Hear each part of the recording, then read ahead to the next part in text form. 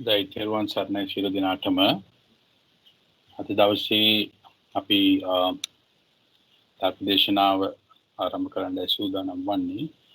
අද ජූනි මාසේ 20 වෙනි සෙනසුරාදා උදේ 5 මාට අපි මේ ධර්මදේශනාව පටන් ගන්න වෙනද වගේම අදත් අපේ ආරාධනාවෙන් වැඩම කර සිටිනවා ඉදුකේගම අත්තදස්සි ස්වාමීන් වහන්සේ.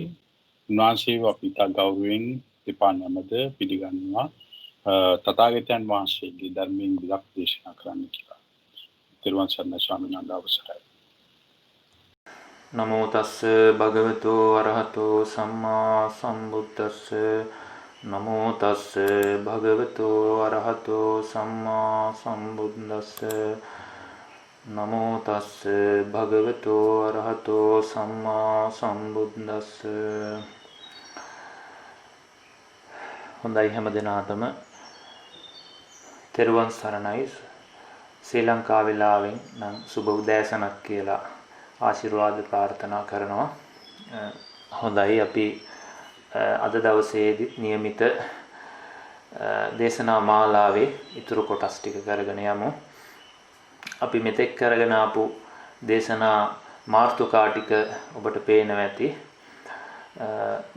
පටිසම්භිදා මග්ගයේ යටතේ අපි කතා කරගෙන ආවේ මෙතෙක් වෙලා අපේ මේ නිවන් දකින මාර්ගය මං සලකුණු පැහැදිලි කරගෙන මේ මාර්ගය නොවැරදි කෙසේද මේ නිවන කරා යන්නේ කියන එක පිළිබඳව.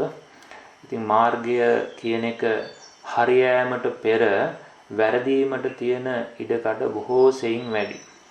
ඒ ඉඩකඩ වැඩි වෙන්නේ විශේෂයෙන් අද වගේ කාලවකවානුවක මාර්ගය වරදින්න තියෙන ඉඩකඩ වැඩි බව අපට තේරෙනවා. ඒක අපිට වර්තමානයේ දිහා බැලුවම හැමෝටම තේරෙන කාරණාවක්. නොඑක් මේ දෘෂ්ටි ග්‍රහණයන්ට වැරදි අවබෝධයන්ට භික්ෂුන් වහන්සේලා වගේම ඒ අනුව යන ශ්‍රාවකයන්ුත් පත් වෙනවා.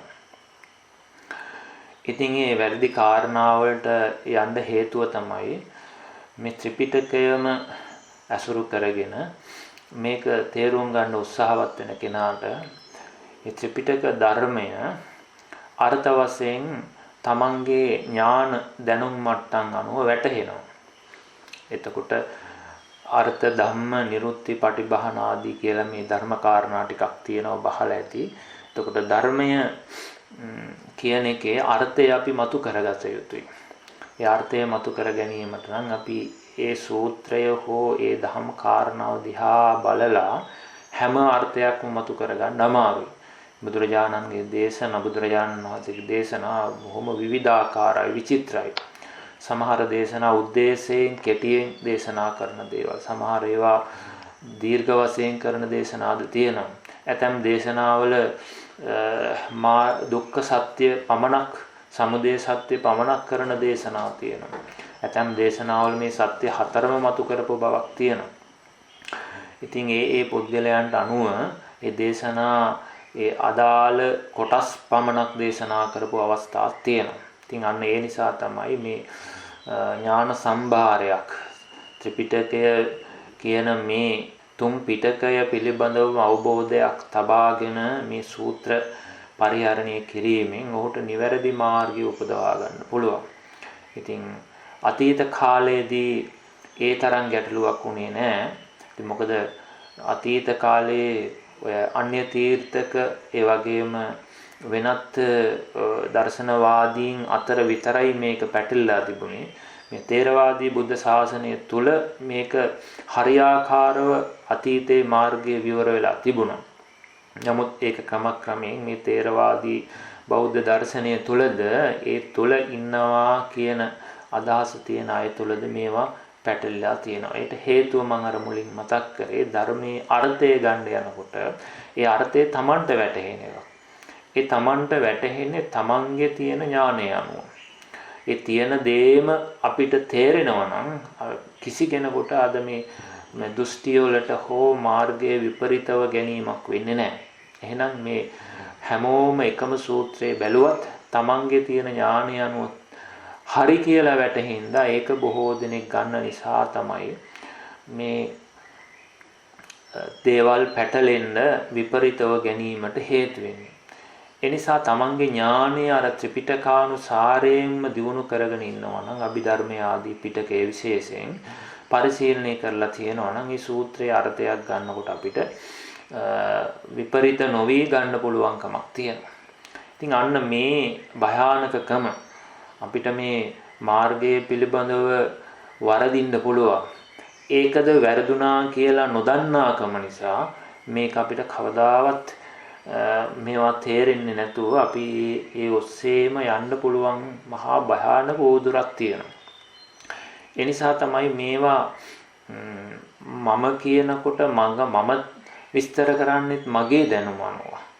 ඒ නිසා තමයි අපි ඒක අපේ පෞද්ගලික අදහස පැත්තකින් තියලා මේක පිළිබඳව මග සලකුණු ප්‍රමාණිකෝලව පෙන්නපු ඒ දහම් පරයායක් අපි ඉදිරියට අරගෙන මේ සාකච්ඡා කරගෙන යන්නේ.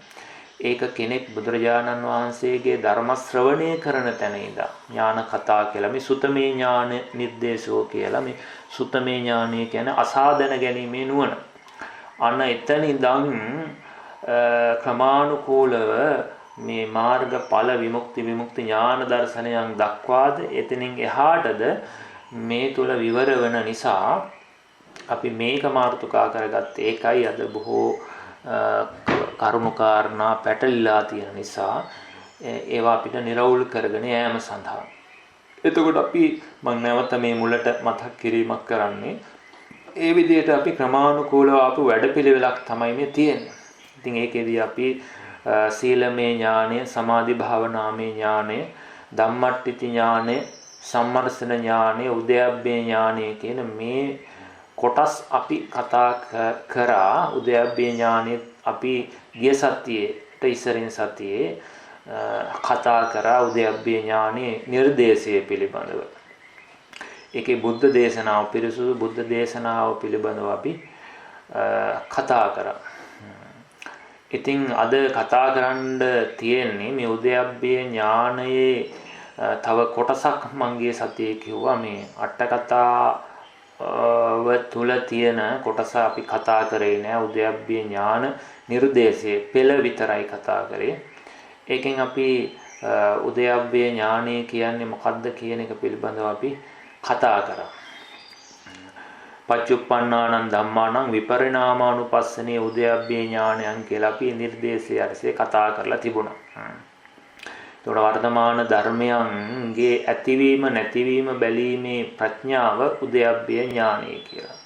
ඊට පස්සේ අපි ඒක ඉදිරියට කතා කරගියා උදය හා වැය කියන කාරණා කොටස් දෙකකට කඩලා උදය කියන කාරණාවට ඒ නිර්දේශයේම ඇතුළත් කරලා තියෙන කොටස් පිළිබඳව අපි ඒක අපව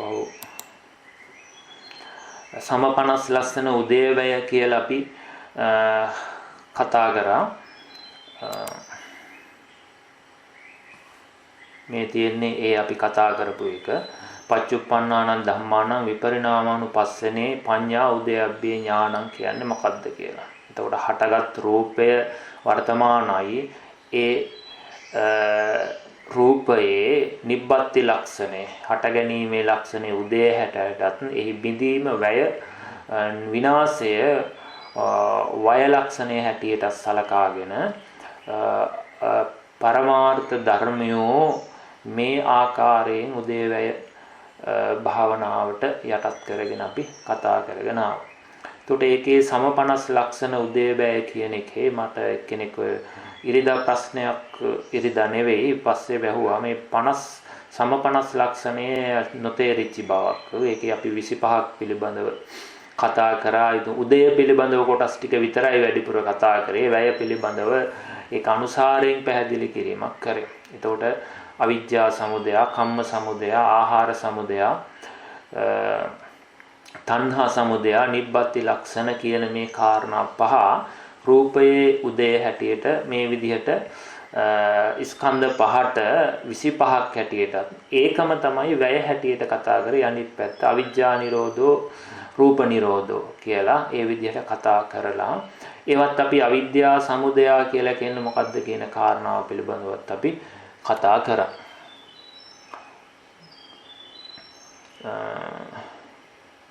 ඊට පස්සේ ඒ විදිහට කතා කරලා ඊළඟට අද අපිට කතා කරන්න තියෙන්නේ ඒ උද්‍යව්‍ය ඥානය යටතේ තියෙන අට කතා පාළිය පිළිබඳව පොඩි කොටසක් තියෙනවා. ඒක කතා කරලා ඊට පස්සේ අට කතාවේ තව විස්තරයක් තියෙනවා. ඒකත් අපි කතා කරලා ඒකත් මේ උද්‍යව්‍ය ඥානයට එකතු කරගෙන ඒ විදිහට උද්‍යවය පිළිබඳව අපිට සාමාන්‍ය තේරුම් ගත හැකි අදහසකට ඇවිල්ලා බංග ඥාන ඊළඟ ඥානයට අපි පිවිසෙන්න කාල වේලාවන අපි ඉදිරියට කතා කරගෙන යමු. එතකොට මේ අට කතාවේ ගත්තාම එතන පෙන්වන පච්චුප්පන්නාන ධම්මාන විපරිණාමානුපස්සනේ පඤ්ඤාති කියලා. වර්තමාන ධර්මයන්ගේ වර්තමාන නාම රූප ධර්මයන්ගේ විපරිණාමය ඇතිවීම නැතිවීම අනුව බැලීමේ ප්‍රඥාව කියලා අර නිර්දේශයේ කිව්වේ මොකද්ද කියන එක මෙතනදී විස්තර කරා. සම්තති වශයෙන් පච්චුප්පන්නාන කියලා තමයි මෙතන මට මතක නැහැ ගිය සැරේත් මේ කතා කරාද කියලා. ඒක සම්තති පච්චුප්පන්නේ තමයි ක්ෂණ පච්චුප්පන්නේ නෙවෙයි. සම්තති පච්චුප්පන්නේ තමයි මෙතනින් අදහස් කරේ. අපිට දැන් මේ ඉන්නවා තියෙනවා සද්දයක් ඇහෙන මොහොත රූපයක් පේන එක දිගට රූපයක් පේන කාලවකවානුව වර්තමානයි කියලා අරගෙන තමයි අපි මේ උදේවැය බලන්නේ. එතකොට ඒක මේ වර්තමානයේ අපිට පේන මොහොතේ මේ මොහොතේ මේක හටගත්තේ කියලා නිබ්බත්ති හේවත් හට ගැනීම දකිනවා. ඊට පස්සේ ඒක තව වෙනත් දෙයක් දකිනකොට අර ඉස්සරලා පෙනිච්ච දේ ඇහුණ දේ නිරුද්ධයි නේද කියන එක අපි වටහාගෙන වැයත් වටහා ගන්නවා. එතකොට ඒක අජත්තං පංචස්කන්ධ ධම්මානම් විපරිණාම දස්සනේ බංග දස්සනේ පඤ්ඤා කියලා තමයි ප්‍රඥාව කියලා කිව්වේ. අජත්තං පංචස්කන්ධ ධර්මාන අධ්‍යාත්මික තමායයි සලකා ගන්නාලද මේ පංචස්කන්ධ ධර්මයන්ගේ. එතකොට පංචස්කන්ධ ධර්මයන් කියලා මෙතන අදහස් කරේ අපි තුල පහළ වෙනකොට අපිට රූපයක් පේනවා කියලා කියන්නේ ස්කන්ධ පහක් පහළ වෙලා. රූප වේදනා සංඥා සංකාර විඥාන. ඒ සද්දයක් ඇහෙනවා කියන්නේ මේ ස්කන්ධ පහක් පහළ වීම. ඒ ස්කන්ධ පහ තමයි අපි විපරිතව අරගෙන මම දකිනවා මම අහනවා මට හිතෙනවා කියලා මේ විපරිතව ගන්න. නමුත් අපි ඒ විපරිතය හා සම්මුතිය අත්හැරියාම අපිට හම්බෙන ධර්ම ටික තමයි පංචස්කන්ධ ධර්මය. එතකොට මේ පංචස්කන්ධ ධර්මයන් එතකොට අජ්ජත්තං තමා පිළිබඳව පංචස්කන්ධ තමන්ට ඇහෙන පේන දේ තමන්ට වැටහෙන දේ තමන්ට හිතෙන දේ තුල තමයි අපි මේ මානසිකාරය කරන්නේ.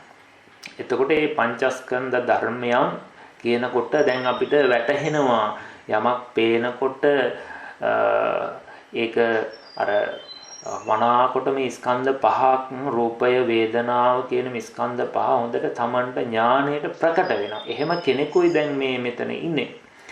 එහෙම මේ පංචස්කන්ධ ධර්මයන්ගේ විපරිණාම දර්ශනය කියන්නේ ඇතිවීම නැතිවීම හේවත් බංග දර්ශනේ පඤ්ඤා ඇතිවීම හා නැතිවීමේ ප්‍රඥාව තමයි මෙතන විපරිණාමානුපස්සනේ පඤ්ඤා කියලා.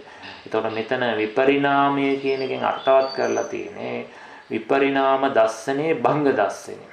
විපරිණාමයේ වෙනස් වීම බිඳීමේ දැකීමේ ප්‍රඥාව උදයව්‍ය. එතකොට මෙතන කියනවා යස්මා ඉමේ ධම්මා uppajjitva බින්ජතිති උදයං ගහෙත්වාපි බේදේව චිත්තං තපේති. මේ උදය කියන ඇතිවීම අරමුණු කරගෙනම හිත බින්ජති ඒ බිඳීම නැතිවීමට හිත මෙහෙවනවා හිත තබනවා. එතකොට ඒ විදිහට තමයි උදේවැය බලන්නේ. මම හිතන්නේ මේක අපි කතා කරා. එතකොට මේ විදිහට උදේවැය කියන කාරණාව ප්‍රකට කරගත්තාම එතන තව විශේෂ කාරණාවක් තියෙනවා. මේක කොතනදීද පහළ වෙන්නේ? සම්මස්සන ඥානස්ස පාරංගත්වා. මේ තියෙන සම්මර්ෂණ ඥානස්ස පාරංගත්වා. එතකොට ඒ කියන්නේ මේ සම්මර්ෂණ ඥානෙ අපි කතා කරා. අන්නේ සම්මර්ෂණ ඥානෙ පරතරයට පැමිණි කෙනා. ඒ අතීත අනාගත වර්තමාන ආධ්‍යාත්මික බාහිර ධර්මයන් හීන ප්‍රනීත ධර්මයන් ආදී මේ හැම දෙයකම තියෙන මුලා බව අතීතයේ ඇති බවට අනාගතයේ ඇති බවට ගන්න මුලා වයින් කරලා ඊට පස්සේ ඔහුට හොඳට මේ අතීත අනාගත ධර්ම වශයෙන් මේවා ස්කන්ධ ආයතන ධාතු වශයෙන් මේ ධර්ම වශයෙන් හොඳට ප්‍රගුණ වෙච්ච කෙනා. ඒ විතරක් නෙවෙයි ධර්ම ප්‍රගුණ වෙලා තිලක්ෂණය වැටහිච්ච කෙනා. අතීතයේ නිරුද්ධයි කියන මේ ලක්ෂණය ප්‍රකට වෙච්ච කෙනා. එතකොට ඒ ආකාරයෙන් අර අපි කතා කර සම්මර්ෂණ ඥානය යටතේ කතා කර 11 ආකාර නාම රූප ධර්මයන් පිළිබඳව හොඳ ආකාරවම වැටහෙන. ඒ කියන්නේ මේ නාම රූප ධර්මයන්ගේ තිලක්ෂණය අනිත්‍ය දුක්ඛ අනාත්ම ලක්ෂණයන් ප්‍රකට වෙච්ච කෙනා තමයි මේ සම්මස්සන ඥානස්ස පාරංගත්වා කියලා කියන්නේ. එතකොට එහෙම කෙනා තන් සම්මසනේයේව ඒ සම්මර්ෂණයේම ඉන්න පාකටි භූතේ ඒ සම්මර්ෂණයෙන්ම ප්‍රකට වූ උදයබ්බේ පරිග්‍රහිත්වා සංකාරණං පරිච්ඡේද කරණත්තං උදයබ්බයානුපස්සනං කියලා කියනවා. එතකොට ඒ කියන්නේ ඒ සම්මර්ෂණයෙන්ම ප්‍රකට වුණු පාකටි භූතේන ඒ සම්මර්ෂණයෙන්ම මෙයාට ප්‍රකට වෙනවා මොකද්ද? ඇතිවීම නැතිවීම. උදයබ්බයේ ඇතිවීම නැතිවීම පරිග්‍රහිත්වා අන්න ඒක හොදාකාරව මෙනෙහි කරලා එතකොට මේ උද්‍යප්පේ ඥාණයට එන්න ඉස්සරලා සම්මර්ෂණ ඥාන අවස්ථාවේම උට මේ ඇතිවීම නැතිවීම ප්‍රකට වෙනවා. අන්න ඒ විදිහට ප්‍රකට වෙලා ප්‍රකට වෙච්ච කෙනා එය මනාකොට ග්‍රහණය කරන සංඛාරාණං පරිච්ඡේද කරණත්තාය. මේ සංස්කාරයන්. එතකොට සංස්කාරයන් කියලා එතන අදහස් කරේ මේ පංචස්කන්ධ ධර්මයන්. අපිට දකින අහන දැනෙන මේ ධර්මයන්ම පරිච්ඡේද කරණත්තාය පිරිසිඳ දැන ගැනීමේ අර්ථයෙන් තමයි උදයබ්බයානුපස්සනං ආරබන්තස්ස එතකොට සංස්කාරයන් පිරිසිදු දැන ගැනීමේ අදාසින් උදය වැය පටන් ගන්න කෙනාට උප්පජ්ජති උදයබ්බයානුපස්සනේ ඥානං. එහෙම කෙනාට මේ උදය වැය ඥානය උපදිනවා.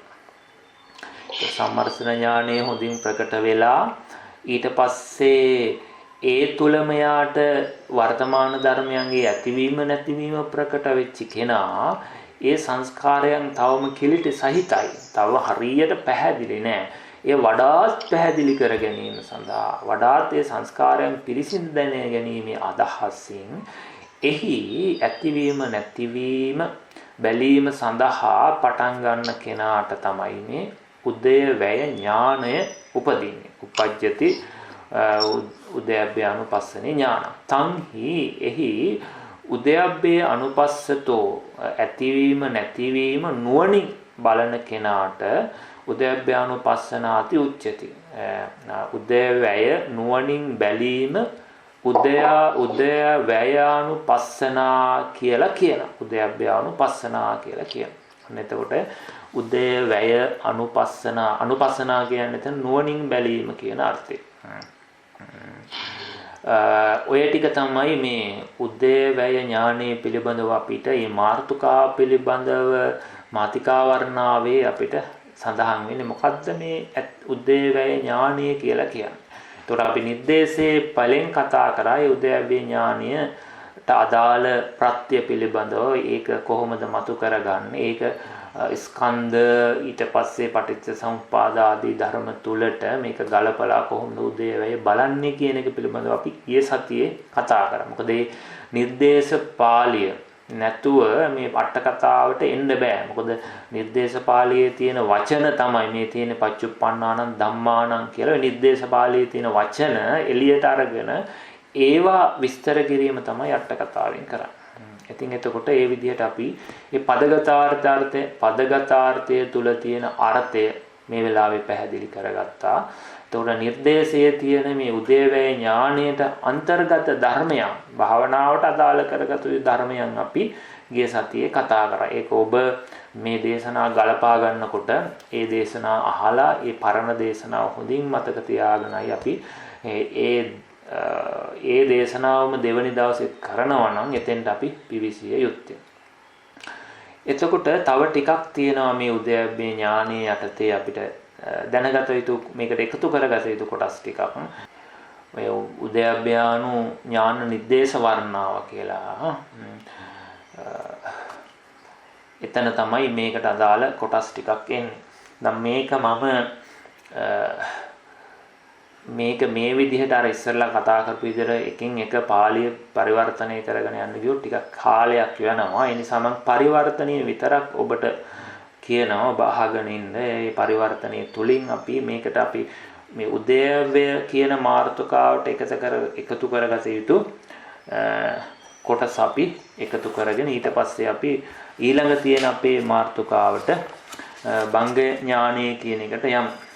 එතකොට මේකේ අපි ඔබ අහගෙන ඉන්න දැන් විදර්ශනා වඩන විදර්ශකයා විසින්. එතකොට මේ විදර්ශනා කරන විදර්ශකයා විසින් පළමුව ප්‍රත්‍ය වශයෙන් උදේවැය මෙනෙහි කොට විදර්ශනා කාලයේ අවිද්‍යාදී සිව් ධර්මයන් විසඳා උදේවැයවත් ඌයේ.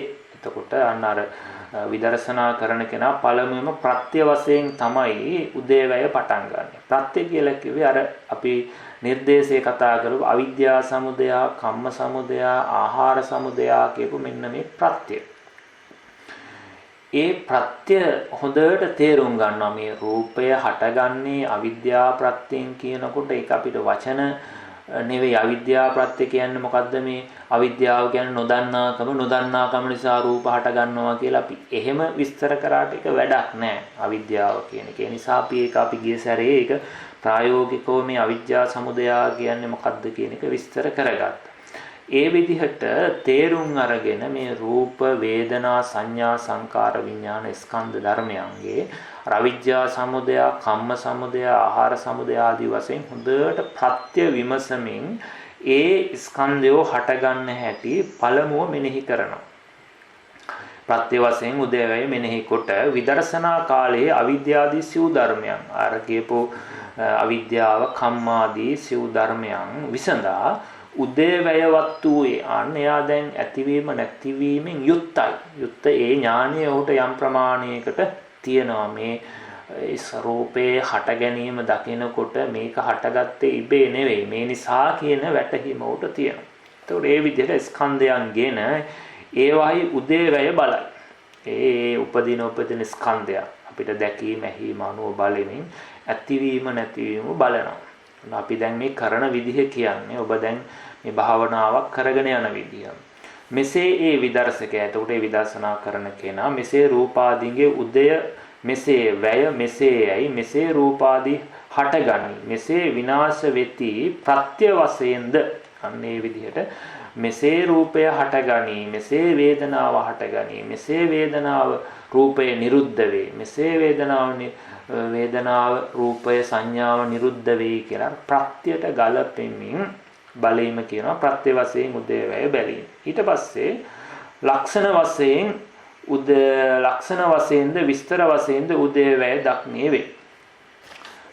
ඒ විදිහට මේ උදේවැය බැලීම ක්‍රම දෙකකට බලනවා කියන එක තමයි මෙතන සඳහන් වෙන්නේ. ඒක එකක් තමයි ප්‍රත්‍ය වශයෙන් බැලීම හා ලක්ෂණ වශයෙන් බැලීම. ඊට වැදගත් ඒ කාරණා ටික. එතකොට මුලින් ප්‍රත්‍ය වශයෙන් උයි අපි උදේවැය පටන් ගන්න. මොකද අපි ප්‍රත්‍ය තේරුම් ගන්න ඕනේ. නැත්තම් ඒක මේ හටගත්තා කියන එක දන්නවා. එහෙනම් ඉබේ හටගත්තද? කවුරුන් හෝ හට ගැන්නෙව්වද කියන මුලාවට යන්න පුළුවන් හින්දා තමයි මුලින්ම ප්‍රත්‍ය බලන්නේ. එතකොට මේක පුද්ගලයෙක් හෝ ඉබේ හටගත්ත දේවල් නෙවෙයි, මම ඇති කරපු දේවල් නෙවෙයි, අවිද්‍යාව නැමැති ධර්මයෙන් ඉපදුනේ, කර්මයේ නැමැති ධර්මයෙන්ුයි මේක ඉපදුනේ කියලා ඒක අනාත්මව ධර්මතා වශයෙන් ප්‍රකට කරගත යුතුයි මුලින්. ඒ නිසා තමයි මුලින් ප්‍රත්‍ය වශයෙන් මේ උදේවැය තේරුම් ගන්න උත්සාහවත් වෙන්නේ. ඊට පස්සේ ලක්ෂණ වශයෙන්ද විස්තර වශයෙන් උදේවැය දක්නේ මේ ධර්ම කලින් එතකොට ලක්ෂණ වශයෙන් බැලීමේදී මේ ධර්ම කලින් නොමැති ඌයේ හටගනි. එතකොට මේවා තිබිලා ආව නෙවෙයි. පෙර නොතිබීම ඉපදුනා. හටගෙන විනාශ වෙති ඥානය ඊතා ප්‍රකටතර වේ. එතකොට මේවා ඒ විදිහට ප්‍රත්‍ය වශයෙන් බලනකොටත් ඒ ලක්ෂණ බලනකොටත් එයාට වැටහෙනවා මේවා මේ කොහේ හරි සැඟවිලා තිබිලාව නෙවෙයි. හටගත්ත දේ කොහේ හරි ගිහිල්ලා සැඟවෙනවා, තැම්පත් වෙනව නෙවෙයි. පෙර නොතිබීම හටගත්තේ කියන කාරණාව ප්‍රකට වෙනවා. ප්‍රකටතර වේ. සත්‍ය පටිච්චසමුපාදයේ ක්‍රම ලක්ෂණ ભેද ප්‍රකට වෙති. එතකොට ඒ වගේ සත්‍ය පටිච්චසමුපාදය හොඳට ප්‍රකට වෙනවලු. ඒ විදිහට බලනකොට යම්සේ වනාහි හෙතෙමේ අවිද්‍යාදීන්ගේ හට ගැනීමෙන් ස්කන්ධයන්ගේ හට ගැනීම අවිද්‍යාදීන්ගේ නිරෝධයෙන් ස්කන්ධයන්ගේ නිරෝධය දකීද මේ ඔහුගේ ප්‍රත්‍ය වශයෙන් උදේ දර්ශනයයි. අන්න එතකොට ප්‍රත්‍ය වශයෙන් උදේ දැකීම. යම් ඒ උපත් ලක්ෂණේ වෙනස් වීමේ ලක්ෂණේ නුවණින් දක්නේ ස්කන්ධයන්ගේ හට ගැනීම විනාශය දකි. මේ ඔහුගේ ලක්ෂණ වශයෙන් උදේ වේ දැකීමයි. අන්න එතකොට එතන අපි මතු කරගත යුතුයි. මේ අවිද්‍යාව, කර්මය, ආහාරය, තණ්හාව නිසා උපදිනවා කියලා දකිනකොට ਉਹ ප්‍රත්‍යයයි දකින්නේ. ඒ ප්‍රත්‍ය වශයෙන් ඇතිවීම නැතිවීම දකින්න. ඊට පස්සේ ඒ යම් ධර්මයක් අපි නුවණින් අල්ලාගෙන මේ උපත් ලක්ෂණ වෙනස් වීමේ ලක්ෂණ නුවණ දක්නේ. එතකොට එහි හට ගැනීම විනාශය දක්වනවා. යම් ඒ උපත් ලක්ෂණයක් වෙනස් වීමේ ලක්ෂණයක් නුවණින් දක්නේ. ස්කන්ධයන්ගේ හට ගැනීම විනාශය දකි. ඇතිවීම නැතිවීම දකිනවා. දැන් එතකොට ඔහු ඒ වෙලාවේ දකින්නේ ප්‍රත්‍ය නෙවෙයි ලක්ෂණය දකින්නේ. රූපයක් හට ගන්නකොට මේක මේ මොහොතේ ඉපදුනේ කියලා ලක්ෂණය දකිනවා. ඒ රූපයාගේ ඒට ආවේනික ලක්ෂණය. මේවා තියෙන්න පුළුවන් ඒව නෙවෙයි. මේ මොහොතේ හටගන්න ඒවා කියලා දකිනවා. ඒ වගේම මේක මතු නිරුද්ධ වෙනවා. හටගත්තසේ බිඳෙනවා කියලා මේ ඒ ස්කන්ධයන්ගේ අපිට වැටහෙන ධර්ම දැකීම ඇහිීම අනුසාරයෙන් ඇතිවීම නැතිවීම හොඳට නුවණින් පේනවා. අන්න ඒ විදිහට කෙනෙකුට ඒ අපිට දැනෙන ඇහෙන දේවල් තුල හට ගැනීමේ ලක්ෂණය, බිඳීමේ ලක්ෂණය කෙනෙකුට වැටහෙනවා නම් එතකොට ඔහු මේ ස්කන්ධයන් පිළිබඳව ලක්ෂණය තමයි ඔහුට අරමුණු වෙන්නේ. ඉතින් ඒ නිසා බොහෝ විට මේ ලක්ෂණය කියන එක තමයි ඉදිරියට යන්නේ. නමුත් මේ ලක්ෂණය මතු කරගන්න පෙර ඔහුට ඒවා ප්‍රත්‍ය වැටහිලා තියෙනවා. වැටහිච්ච කෙනාට ඒ ඥානය ඇතුළත තබාගෙන ඥාණයෙන් යුක්තව ඔහු ලක්ෂණ මත පදනම් වෙලා විදර්ශනා කරනවා. එතකොට ලක්ෂණ මත කියලා කිව්වේ පොදු ලක්ෂණය. ඒ සාමාන්‍ය ලක්ෂණය කියලා කිව්වේ පොදු ලක්ෂණය. ඒ හැම ස්කන්ධයකටම තියෙන ලක්ෂණය තමයි ප්‍රත්‍යයෙන් හට ගන්න බව, හටගත්ත සැනින් බිඳිලා යන බව, තමන්ගේ වසඟේ පවත්වන්න බැරි බව, ආකාර විකාර වෙන බව කියන මේවා හැම ධර්මයකම තියෙන ලක්ෂණ ටික. ඔන්න ඔය ලක්ෂණ මත පදනම් කරගෙන අර මේ ලක්ෂණ අර ධර්මයන්ට ආරෝපණය කර ඔන්න බලනවා. එතකොට ඔය ලක්ෂණ මත උදේවැය බලන්න. එතකොට අපිට යමක් පේනවනම් සම්මුති වශයෙන් ස්ත්‍රියක් පුරුෂයෙක් ඒ මිනිස්සුયો දේවල් හැටියට පේන හැම එකක්ම ඔහුට ඒවාර සම්මුතියට ගැලෙන්නේ නැතුව මේ දේවල් ඇති වෙලා නැති වෙලා යන දේවල්, මේවා අසාර දේවල්, හටගෙන නිරුද්ධ වෙලා යන දේවල් කියලා උට ඥාණය ප්‍රකට වෙනවා. ඊට පස්සේ මෙසේ ඔහුට ප්‍රත්‍ය වශයෙන්ද ක්ෂණ වශයෙන්ද දෙආකාරයෙන් උදේවැය බලන්නාට ප්‍රත්‍ය වශයෙන් හට ගැනීම දර්ශනින් සමුදය ප්‍රකට වෙනවා. සමුදය ප්‍රකට වෙනවා ප්‍රත්‍ය වශයෙන් බලනකොට. හට ගැනීම අවබෝධ වන හේයින්. එතකොට මේ හට ගැනීම අවබෝධ වෙන නිසා. එතකොට මෙතෙක් කල් අපිට මේ හට ගැනීම අවබෝධ වෙලා තිබුණේ නැහැ. තියෙන දේයි දකින්නේ. තියෙන දේයි අහන්නේ. තියෙන දේ ගැන හිතන්නේ කියලා මෙහෙම හිතපු කෙනාට ප්‍රත්‍ය බලනකොට ඔහුට මේ සමුදය ප්‍රකට වෙනවා. ප්‍රත්‍ය ප්‍රකට වීමට සමුදය ප්‍රකට වෙනවා. ඒ හට ගැනීම ඔහුට හොඳට ප්‍රකට වෙන නිසා ක්ෂණ වශයෙන් උදේ දර්ශනයෙන් දුක්ඛ සත්‍ය ප්‍රකට වෙනවා. එතකොට ක්ෂණය මේ මොහොතක් පාසා මේවා උපදිනවා කියලා ඔහුට මේ ප්‍රකට වෙනකොට දුක්ඛ සත්‍ය ප්‍රකට. ඒ කියන්නේ ජාති දුක ඔහුට අවබෝධ වෙනවා. එතකොට මේ ජාති දුක කියනකොට මේ මොහොතේ මේ ප්‍රත්‍ය තිබුණොත් මේ ජීවිතේ ඉපදුනා වගේම තව සංසාරේ බොහෝ කාලයක් මේ ස්කන්ධ ධර්මයන් ජාති වශයෙන් උපදිමින් පවතින වෙනවා. ඉපදුනා නම් මේ දුක් ටික උරුමවන් වෙනවා කියලා ඔහුට මේ ක්ෂණ වශයෙන් උදේවැය දකිනකොට දුක්ඛ සත්‍ය හොඳට ප්‍රකට වෙනවා. ඒ ජාති දුක හොඳ වැටහෙනවා. එතකොට ඒ විදිහට ප්‍රත්‍ය වශයෙන් විනාශය දක්නේ. ඒක ප්‍රත්‍ය වශයෙන් විනාශය දක්නේ. මේ ප්‍රත්‍ය අර කියපු අවිද්‍යාව, කර්මය, තණ්හාව නැති වෙනකොට ඒ දේවල් නිරුද්ධ වෙනවා කියලා ප්‍රකට වෙනකොට නිරෝධ සත්‍ය ප්‍රකට වෙනවා. නිරෝධ සත්‍යයට ප්‍රකට වෙනවා. ප්‍රත්‍ය නොයිපදීමෙන් මේ ප්‍රත්‍ය නොයිපදුනොත් ප්‍රත්‍ය අභාවයෙන් නොයිපදීම අවබෝධ වන හේයින් තමයි ඒ නිරෝධ සත්‍ය උට ප්‍රකට වෙන්නේ. එතකොට ක්ෂණ වශයෙන් ඒ විනාශය දැකීම නිසා ඒ දුක්ඛ සත්‍යයගේම මරණය ඔහුට මරණ දුක ප්‍රකට වෙනවා. කෙනෙක් මැරෙනවා කියලා කියන්නේ මේක නේද? පුද්ගලයෙක් මැරෙනවා නෙවෙයි. මේ ස්කන්ධයන්ගේ යම් භවයක තියෙන ස්කන්ධයන්ගේ සිදීමෙන් මේ ස්කන්ධය විනාශයට යනවා. ඒකට ලෝකයා මරණයයි කියලා ව්‍යවහාර කරනවා කියලා මේ මරණ දුක පිළිබඳව දුක්ඛ සත්‍ය ප්‍රකට වෙනවා. ඔහුට යම් උදේවය දර්ශනයක් වේද මේ මාර්ගය ලෞකිකයි. එතකොට මේ විදිහට ඇතිවීම නැතිවීම බැලීමේ යම් නුවණක් එනවා නම් ඒක මාර්ගයේ හැටියට වැටෙනවා. ඒක ලෞකිකයි. එහිදී මුලාව විනාශ වන හේයින් එතකොට ඔහුට මේ මුලාව විනාශ වෙනවා. ඒ උදේවැය බලනකොට එහි මාර්ග සත්‍ය ප්‍රකට වේ. එතකොට මේ මාර්ග සත්‍යයි කියලා ඔහුට ප්‍රකට වෙන්නේ මේ උදේවැය කියන තැනට එනකොට ඔහු නීවරණ ධර්මයන් යටපත් වෙලා උපක්ලේශයන්ගෙන් හිත විනිර්තුමුත් වෙලා අර මග්ගා මග්ග ඥානය කියන මග නොමග පිළිබඳව අවබෝධය ඇවිල්ලා තියෙන නිසා ඔහුට මාර්ග සත්‍ය මේ උදේවැය ඔස්සේ ප්‍රකට වෙලා තියෙනවා. එතකොට ප්‍රත්‍ය වශයෙන් ඔහුට උදේ දර්ශනයෙන් මේ ඇති කල්ලි මෙය වේ.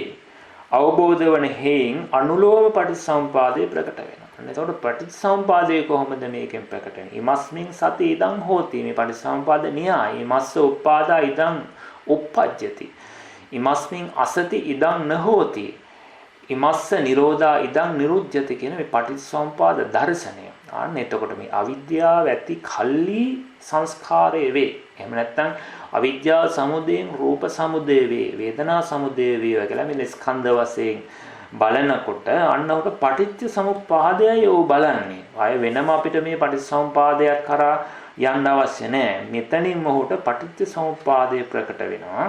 ඒ කියන්නේ අනුලෝම පටිච්ච සමුප්පාදය ප්‍රකට වෙනවා. අර උදය දැකීමේ ආකාරය අපි උදය 25 ආකාරයකට තමයි රූපය 5 ආකාර, වේදනාව 5 ආකාරයේ වශයෙන්.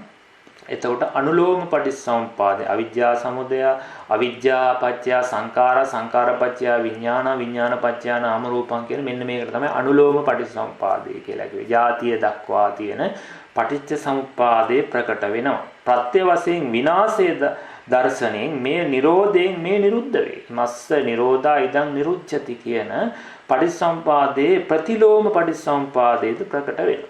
එතකොට උන පැහැදිලිව උට මේ පටිච්චසමුපාද අංගත් මේකට ගලපා ගන්න පුළුවන් ඕනනම් ගලපාගෙන මේවා විස්තර වශයෙන් මේ උදේ වැය ඥානෙ ඔස්සේම උට සත්‍ය, දුක්ඛ සත්‍ය, සමුදය සත්‍ය, නිරෝධ සත්‍ය, මාර්ග සත්‍ය කියන සත්‍ය චතුරාර්ය සත්‍ය ප්‍රකට වීම මනාකොට වෙනවා. ඒ විතරක් නෙවෙයි ඒ අනුසාරයෙන් හොට පටිච්චසමුප්පාදේ අනුලෝම ප්‍රතිලෝම සමුදය නිරෝධය කියන මේ දෙපැත්තම මේ අර ප්‍රත්‍ය බැලීම ඇතිවීම නැතිවීම අනුව බලනකොට යාට මේ පටිච්චසමුප්පාදේ ඔස්සේ මේ උදේවැය ඥානය හොඳට ඔහුට ප්‍රකට වෙනවා.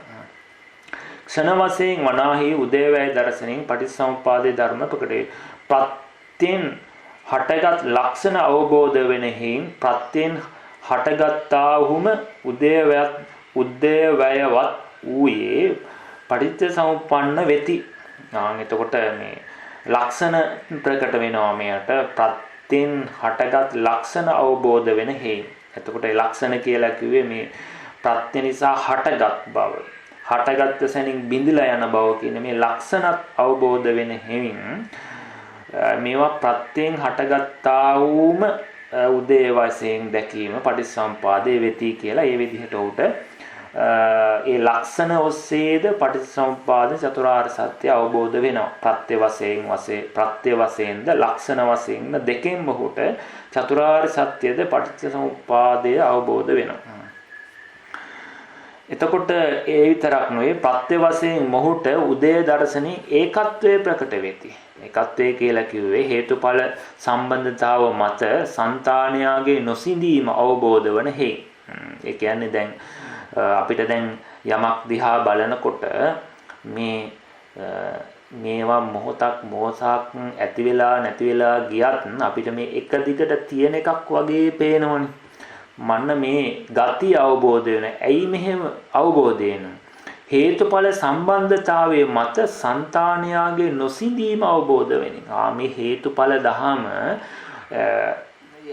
නොකඩවා පවතින නිසා අපි කියමු යම් රූපයක් අපිට එක දිගට පේනවනම් ඒකට අදාළ හේතු ධර්මයන් තියෙන තාකල් ඒක අපිට එකම විදිහට පේනවා.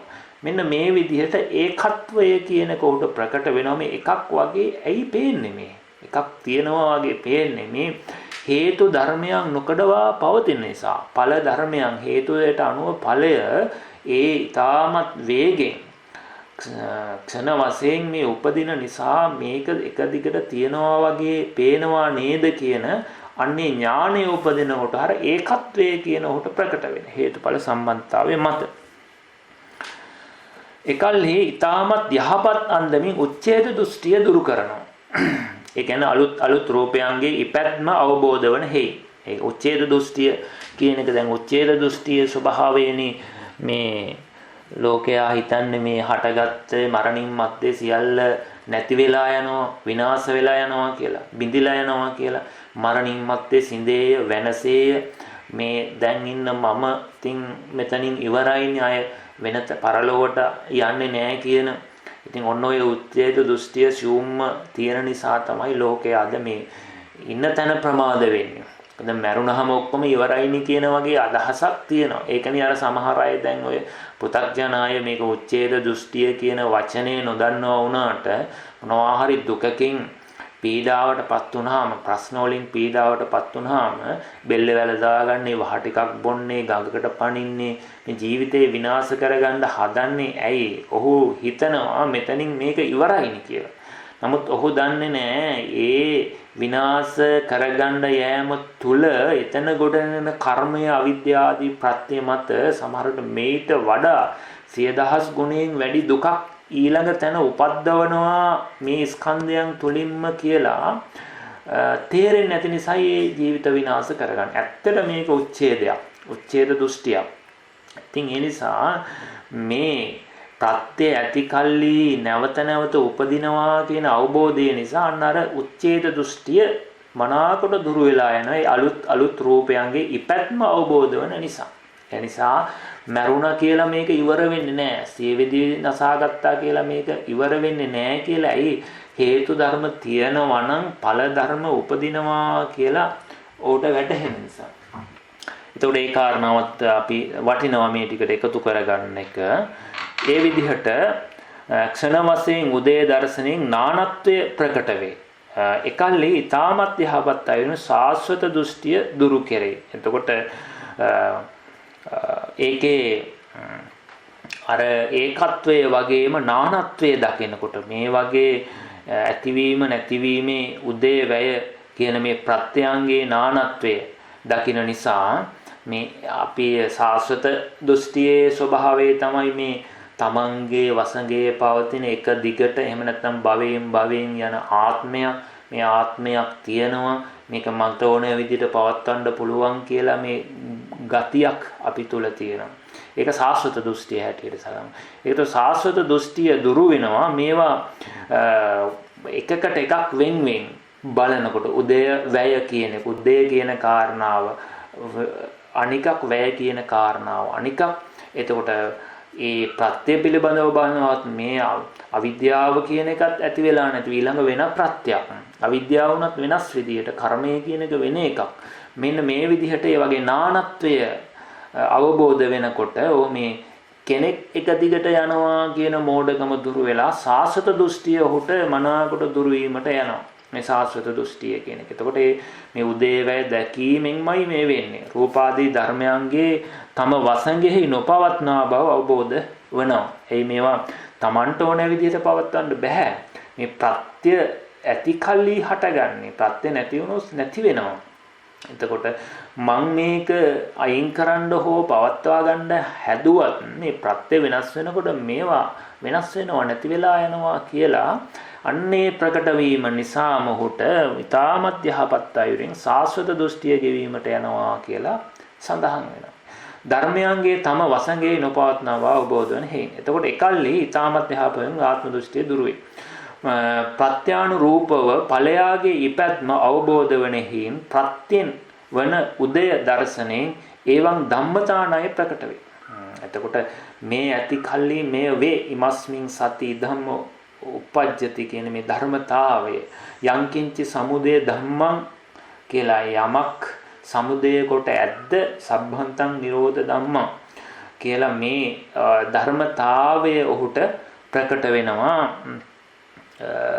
මේ විදිහට ප්‍රත්‍ය වශයෙන් මොහුට උදේවැය දර්ශනයෙන් බලනකොට සාස්වත දෘෂ්ටිය දුරු වෙලා තම වසඟේ පවත්වන්න බැරි බව අවබෝධ වෙලා ඊට පස්සේ ඒ ප්‍රත්‍ය වශයෙන් ඔහුට උදේවැය දර්ශනය ප්‍රකටත් වෙනකොට ඒ විදිහට අර ව්‍යාපාර ණයත් ප්‍රකට වෙනවා. ඉතින් මුලින් අපි කතා කරේ ඵලය පිළිබඳව. ඵලයාගේ ඉපැත්ම අවබෝධ වෙනකොට ඒ ඵලය දැන් කියලා අපිට පේන දේ. ඒ පේන දේ දැකීම කියලා කියමු අපි. ඒ දැකීම අවබෝධ වෙනකොට ඒ දැකීම ප්‍රත්‍යයෙන් වන උදේ දර්ශනෙන් එතකොට මේක හටගත්තේ මේ නිසයි කියලා ධර්මතාවය ප්‍රකට වෙනවා මිසක් එතන සාස්වත දෘෂ්ටියක් හෝ පුද්ගලයෙක් දකින්නවා අහනවා කියන ගණයට යන්නේ නැතුව ඒවන් ධම්මතා ණය මේ අතිකල්ලි මේ වේ කියන මේ පටිච්චසමුපාද ධර්මතා න්‍යාය උට ප්‍රකට වෙන. එකල්ලි මනාව අක්‍රීය දෘෂ්ටිය ප්‍රකට වෙන. දුරු වෙනවා. අක්‍රීය දෘෂ්ටිය කියලා කියන්නේ සමහරු මේ ක්‍රියාවක් නැතුව හේතුවක් නැසුව මේවා උපදිනවා කියලා දෘෂ්ටි ගන්නවනේ. අන්නේ දෘෂ්ටිය ප්‍රකට වෙලා දුරු වෙලා යනවා. මේ ධර්මතා ණය ධම්මතා ණය ප්‍රකට වෙන්නේ. ඵලය හා හේතුව කියන එක අවබෝධ වෙනකොට මේවා මේ ඉබේ හෝ ඉබේ හටගත්ත නෙවෙයි කියන එක අවබෝධ වෙන හින්දා මොහුට ප්‍රත්‍ය වශයෙන් උදේවැය දර්ශනෙන් අනාත්ම ලක්ෂණය ප්‍රකට වේ. ඒකට අනාත්ම ලක්ෂණයත් ප්‍රකට වෙනවා. ප්‍රත්‍යයෙන් හටගන්නවා මම ඉපද්දුවා නෙවෙයි.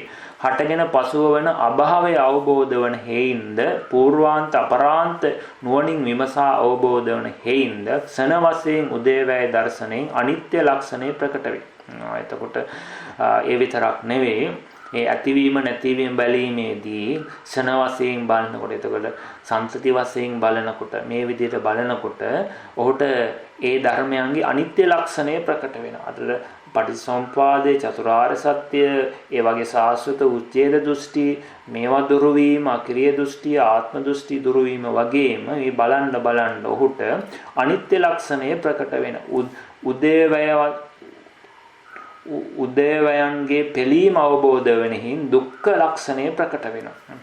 එතකොට අනිත්‍ය ලක්ෂණය අවබෝධ වෙන නිසාම ඒ දේ නැති වෙනකොට යාට දුක්ඛ ලක්ෂණය යද නිච්ඡං තං යද නිච්ඡං යමක් අනිත්‍යයි නම් තං දුක්ඛං ඒක දුකයි නේද කියලා දුක්ඛ ලක්ෂණයත් ඔහුට ප්‍රකට වෙනවා. උදේවැය පිළිබඳව අවබෝධ වනෙහින් ස්වභාව ලක්ෂණයද ප්‍රකට වෙනවා. එතකොට ඇතිවීම නැතිවීම අවබෝධ වෙන නිසා මේ හැම එකකම තියෙන ඒකට අදාළ ස්වභාව ලක්ෂණ මේ හැම ධර්මයකටම මේක එකයි නේද කියලා ඔහුට එහි ඇති ස්වභාව ලක්ෂණය ප්‍රකට වෙනවා. ඉතින් මේවා ටිකක් ආධුනික අයට ටිකක් මේ ගලපාගෙන එන්න බැරි වෙන්න පුළුවන්. නමුත් ඔබට මේ කියන දේ අනුව නැවත නැවත මේ දේශනාවන් ඇහුවොත් මේවා ඔබට ප්‍රකට කරගන්න පුළුවන්කම තියෙනවා. මේ මොහොතේ සමහර විට මේ ආධුනික කෙනෙකුට මේකේ ටිකක් බරගතියක් තියෙන්න පුළුවන්. ඒ නිසා ඒක ඔබ අතහැරලා දාන්න නැතුව දැන් මේ අහන මොහොතේ හොඳින්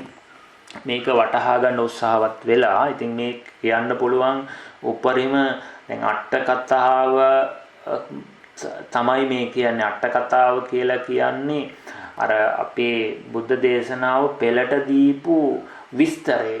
දැන් ඒ විස්තරයත් දැන් අපිට අමාරු වෙන නිසා ඒ විස්තරයත් මම වචන නැවත විස්තර කරමින් තමයි මේ කියන්නේ. එතකොට මේක කරන්න පුළුවන් උපරිම සරල බව, ලිහිල් බව මේ කරගෙන යන්නේ. ඉතින් මේට වැඩිය අපිට මේ ධර්මයේ ලිහිල් කරන්න බෑ. එහෙම ලිහිල් කරන්න නම් අපිට යන්න වෙනවා සම්මුතියට. මොකද අපිට ඉන්න තැනනේ.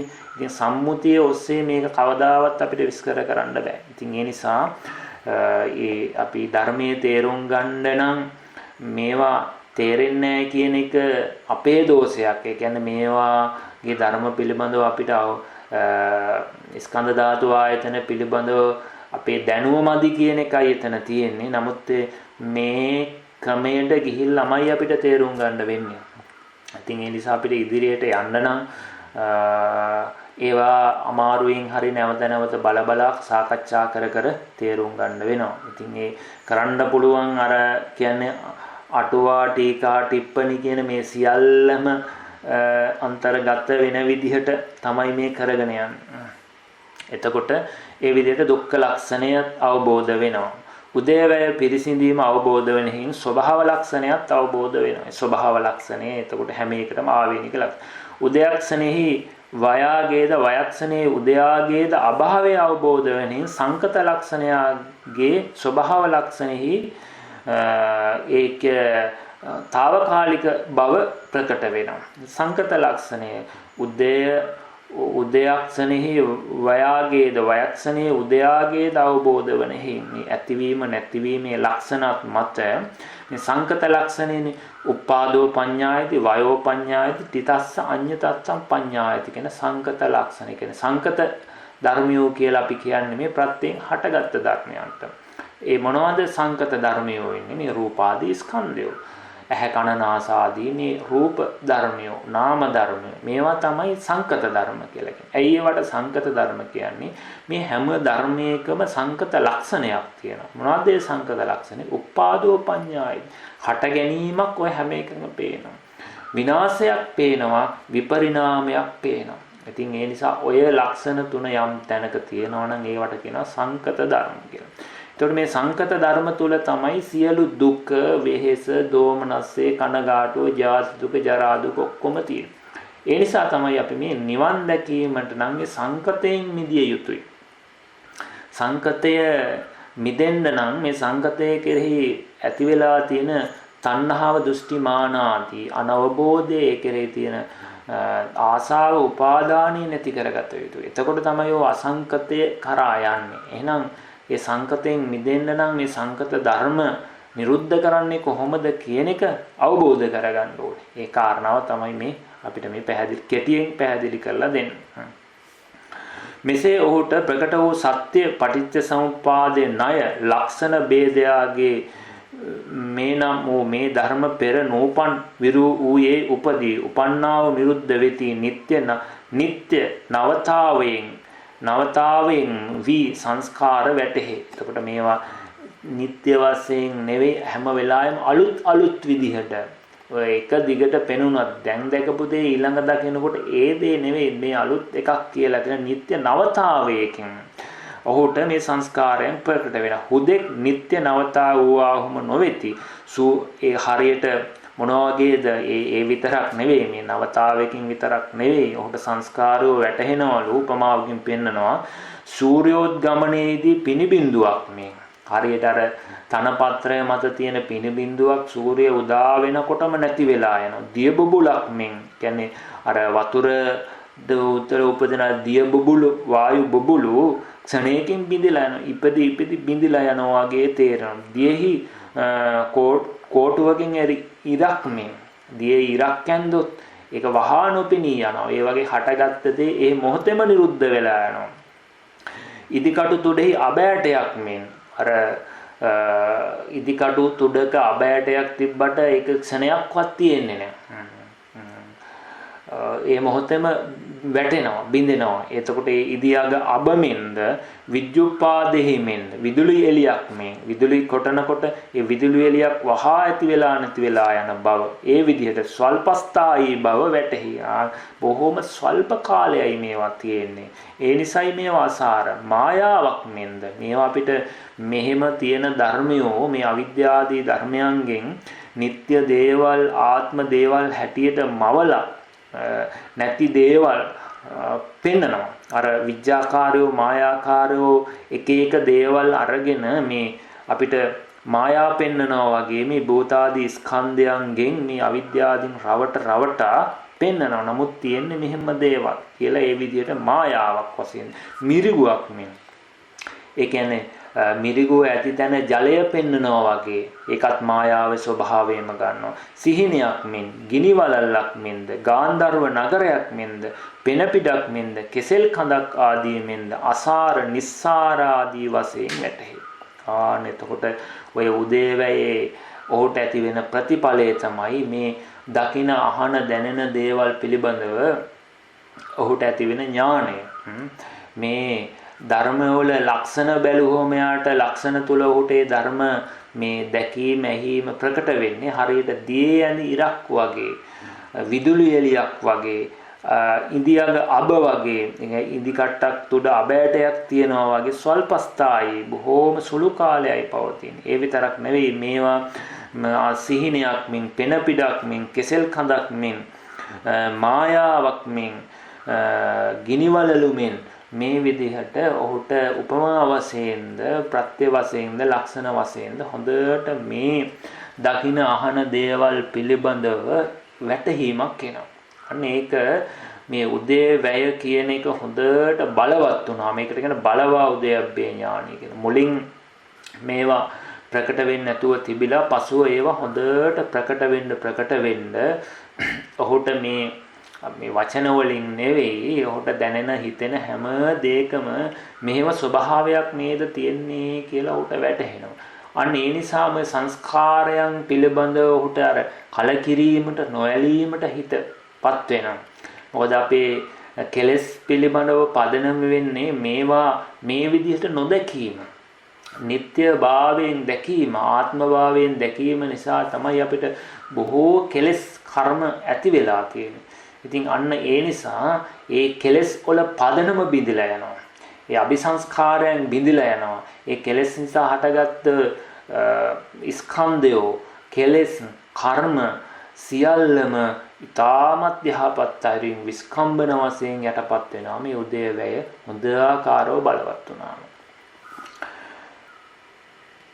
එතකොට ඒ විදිහට සමපනස් ලක්ෂණ මෙතකින් වැය ධර්මයන් උපදනේ වැයට එළඹේ. මේ ආකාරයෙන් සමපනස් ලක්ෂණයන් අවබෝධකට සිටියේ උදයානුපස්සනා නමි.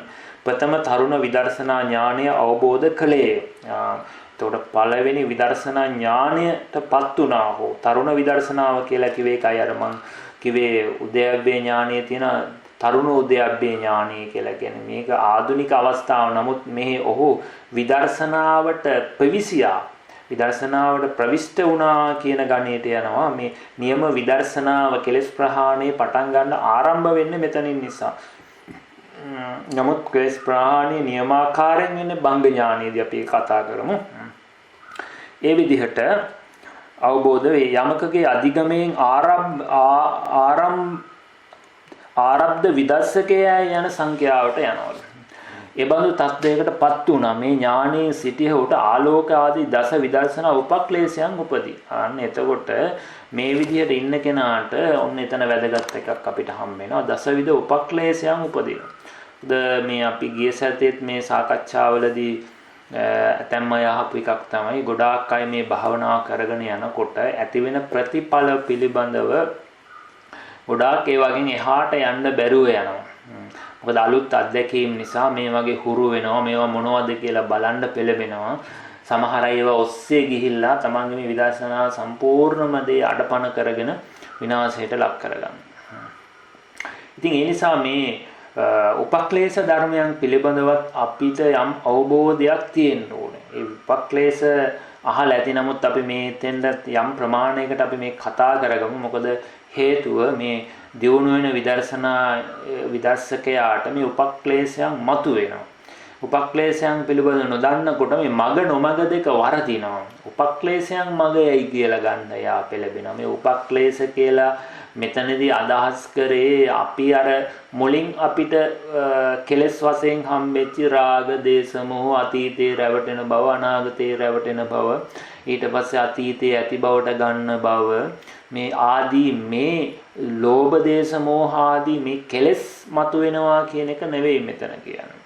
මේ විදර්ශනාව නිසාම මතුවෙන මේ කෙලෙසන වස්තු මතුවෙනවා. ඒ වස්තු 10ක් තියෙනවා. ඒවා තමයි ඕබාසෝ පීති පස්සද්දී අදිමොක්ඛෝච පග්ගහෝ සුඛං ඥානමුපට්ඨානං උපේක්ඛාච නිකාන්තිච කියලා ওই දසවිධ විදර්ශනා උපක්ලේශ කියලා මේවට හඳුන්වනවා.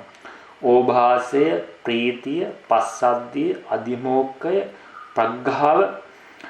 ඕභාසය කියන ආලෝකය, ප්‍රීතිය කියන්නේ විදර්ශනාවෙන් සතුට, පස්සද්ධිය කියන්නේ හිත කය නාම රූප ධර්මයන්ගේ සැහැල්ලු බව, අදිමෝක්ඛය කියන්නේ ඒකේ හොඳට එහි බැස ගන්න බව, පග්ගහෝ කියන්නේ මනාකොට වීරිය, සුඛං කියලා කියන්නේ ඔහුට මේ මනා හොඳ සැපයක් මේ විදර්ශනා කරනකොට පුදුමාකාර සැපයක් පේන. අමානුෂී රති හෝති කියලා සඳහන් වෙන්නේ. මානුෂික භාවයේ ඉක්මවා ගියපු මෙතෙක් අපි කාමයන් තුලින් නොදකපු මනා වූ සතුටක්, සුඛයක් එළඹෙනවා. ඒක ඊට පස්සේ ඥානමුපට්ඨානං, ඔහුට ඥානය හොඳට මේ නාම රූප ධර්මයන් හොඳට ප්‍රකට වෙනවා. මුපෙක්ඛාච ඥානමුපට්ඨාන මුපෙක්ඛාච උපේක්ෂාව. ඒ කියන්නේ මේ ස්කන්ධයන් පිළිබඳව උපේක්ෂා මධ්‍යස්ථතාවයක් ඇති වෙනවා. ඒවට බැසගන්නේ නැහැ. නිකාන්ති කියලා කියන තණ්හාව, ඒක හොයන්න බෑ. සියුම්මෝ තෘෂ්ණාවක් විදර්ශනා කෙරෙහි එනවා. මෙන්න මේවා දැන් ප්‍රීතිය, ඕභාසය, ඊට පස්සේ බලන්න සුඛං ඥානමුපට්ඨාන. මෙතන කාරණා දෙකක් තියෙනවා. ඥානය හා සිහිය කියන කාරණා. එතකොට දැන් අපි මේවා හොඳ දේවල් ඇටියට සලකාගෙන ඉන්නේ. පස්සද්ධිය, අදිමොක්ඛය, පග්ඝාව කියන වීරිය, ඥානය, සිහිය, උපේක්ෂාව, මේවා මේ කුසල ධර්මයෝ හැටියටයි සලකන්නේ. එතකොට මේවා අපි උපද්දවා ගන්න උත්සාහවත් දේවල්. ඉතින් මේවා තුලින් අපිට මග වර්ධිනවා කියන එක කෙනෙකුට තේරුම් ගන්න අමාරුයි. ඒ නිසා තමයි මේවා මේ උපක්ලේශ හැටියට සලකලා තියෙන්නේ. මේ මග නොමග වරදන්න පුළුවන්කම තියෙන්නේ. මොකද මෙතෙන්ට ආපු කෙනාට අර ලෝභයට රැවටිලා ඒක උපක්ලේශයක් වෙන්නේ නැහැ. නිත්‍යභාවයට රැවටිලා ඒකෙන් මග වරදිනවා කියන කාරණාවක් ඉන්නේ නැහැ. ඒව ඔක්කොම පහු කරගෙන ආපු වෙන.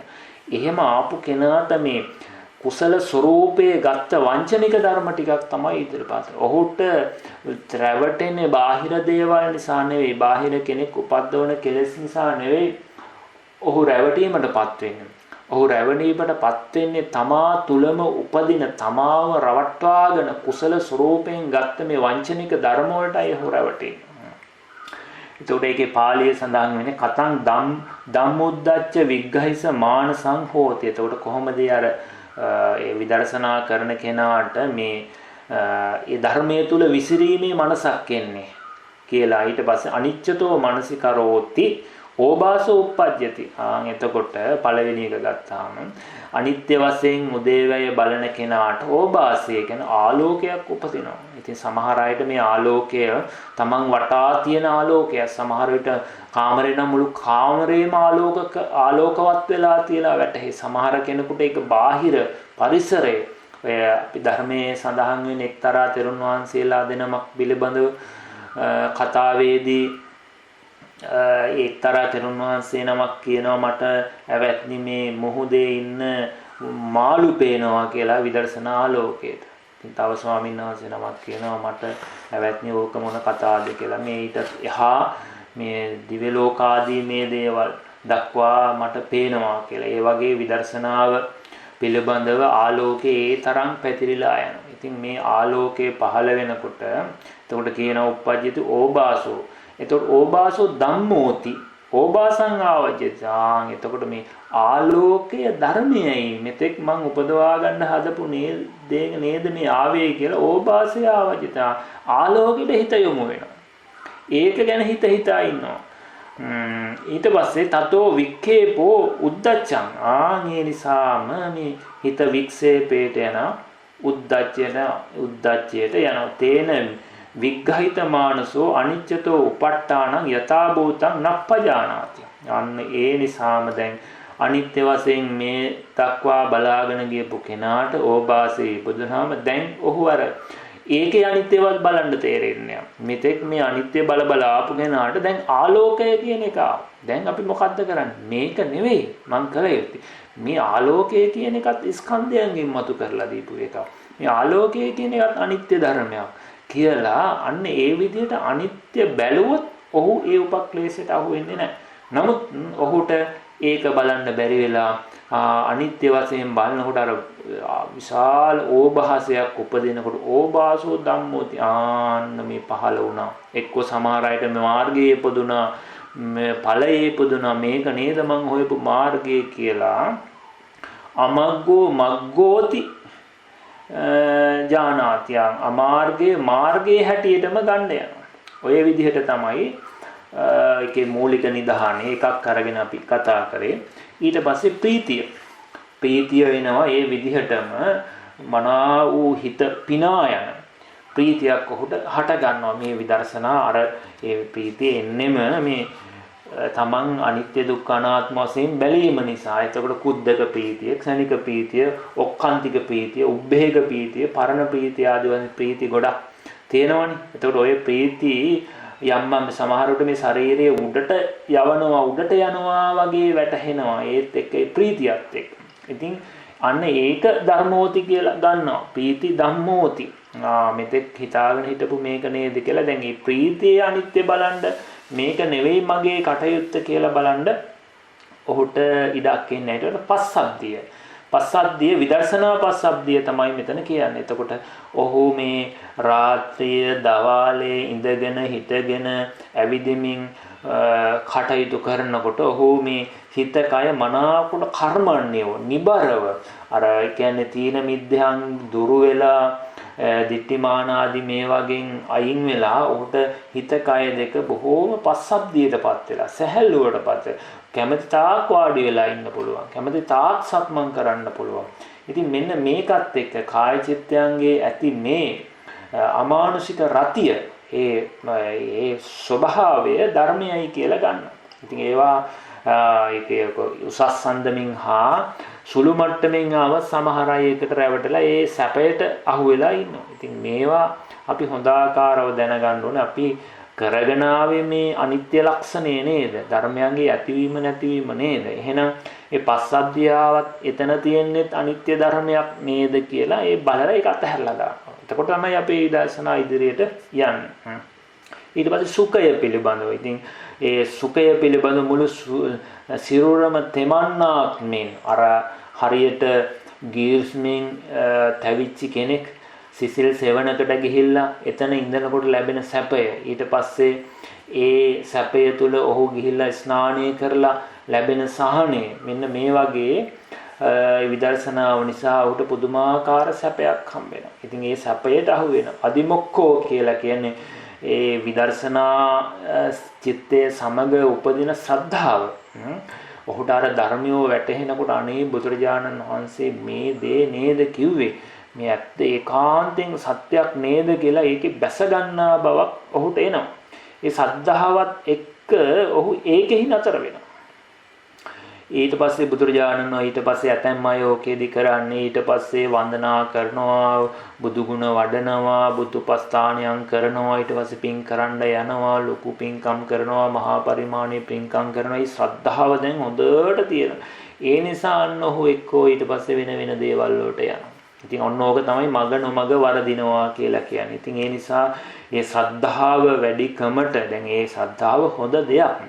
නමුත් ਉਹ ශ්‍රද්ධාව නිසාම බාහිර දේවල් වලට යොමු වෙනවා. ඔහුගේ අර මෙතෙක් වඩාගෙන ආපු තිලක්ෂණ භාවනාව අතහැරෙනවා. ඒ නිසා අර මාර්ගය වරදිනවා. මාර්ගයේ හැටියට සලකනවා. ඊට පග්ගහය කියන්නේ එතන අර කියපු වීරිය, අධික වීරිය. ඔහුට කවදාවත් මේ සිත ලිහිල් වෙන්නේ නැහැ, දුබල වෙන්නේ නැහැ. මනාව හොඳට වීරියෙන් හිත ඔසවා තබමින් ඉදිරියට යනවා. ඉතින් මේකත් ඔහුට වීරියත් ඔහුට මෙතෙක් කල් තිබුණේ නැහැ කියලා මාර්ගයේ ඉපදුනා කියලා ගන්න පුළුවන්. මුපට්ඨාන කියලා කියන්නේ සතිය, සිහිය. හොඳට සිහිය එළඹ සිටිනවා. මේ ඉන්ද්‍රකීලයක් වගේ හරියට නොසෙල්වෙන පර්වත රාජයක් වගේ මේ සතිය හොඳට එළඹ සිටිනවා. ආවර්ජනා කරනකොට මානසිකාරයේ ප්‍රත්‍යවේක්ෂාව තුල මනාකොට නාම රූපයන් හොඳට ප්‍රකට වෙනවා. නාම රූපයන් තුල හිත බැසගෙන තියෙනවා. කකුල ඔසවනකොට හොඳට සිහියෙන් මේ නාම රූප ධර්මයන් මතුවෙනවා. අන්න ඒ විදිහට සිහිය ඔහුට හොඳට එළඹ සිටිනවා. ඒ ගතියට ඔහු අහු වෙනවා. ඒකේ තුල රැඳෙනවා. නමුත් එතනක් තියෙන මේ අනිත්‍ය ධර්ම ටිකක් නේද කියලා උපක්ලේශයෙන් මිදෙන්න ඔහුට ඊට අවකාශය එන්නේ නැහැ. ඊට පස්සේ උපේක්ෂාව. එතකොට මෙතන කියන්නේ විදර්ශනා උපේක්ෂාව පිළිබඳව. ඊට පස්සේ තවත් මේකට කියනවා තත්‍රමඤ්ඤතා උපේක්ෂාව කියලා. ඒ අපි විදර්ශනාව සමගින මනෝද්වාර චිත්තයාගේ උපන්නේ සම්පයුක්ත ධර්මයන් තුල ඇති වෙන මධ්‍යස්ථතාවය තමයි තත්‍රමඤ්ඤතා උපේක්ෂාව කියලා කියන්නේ. ඒවා බරට ගන්න ඕනේ ඔබ.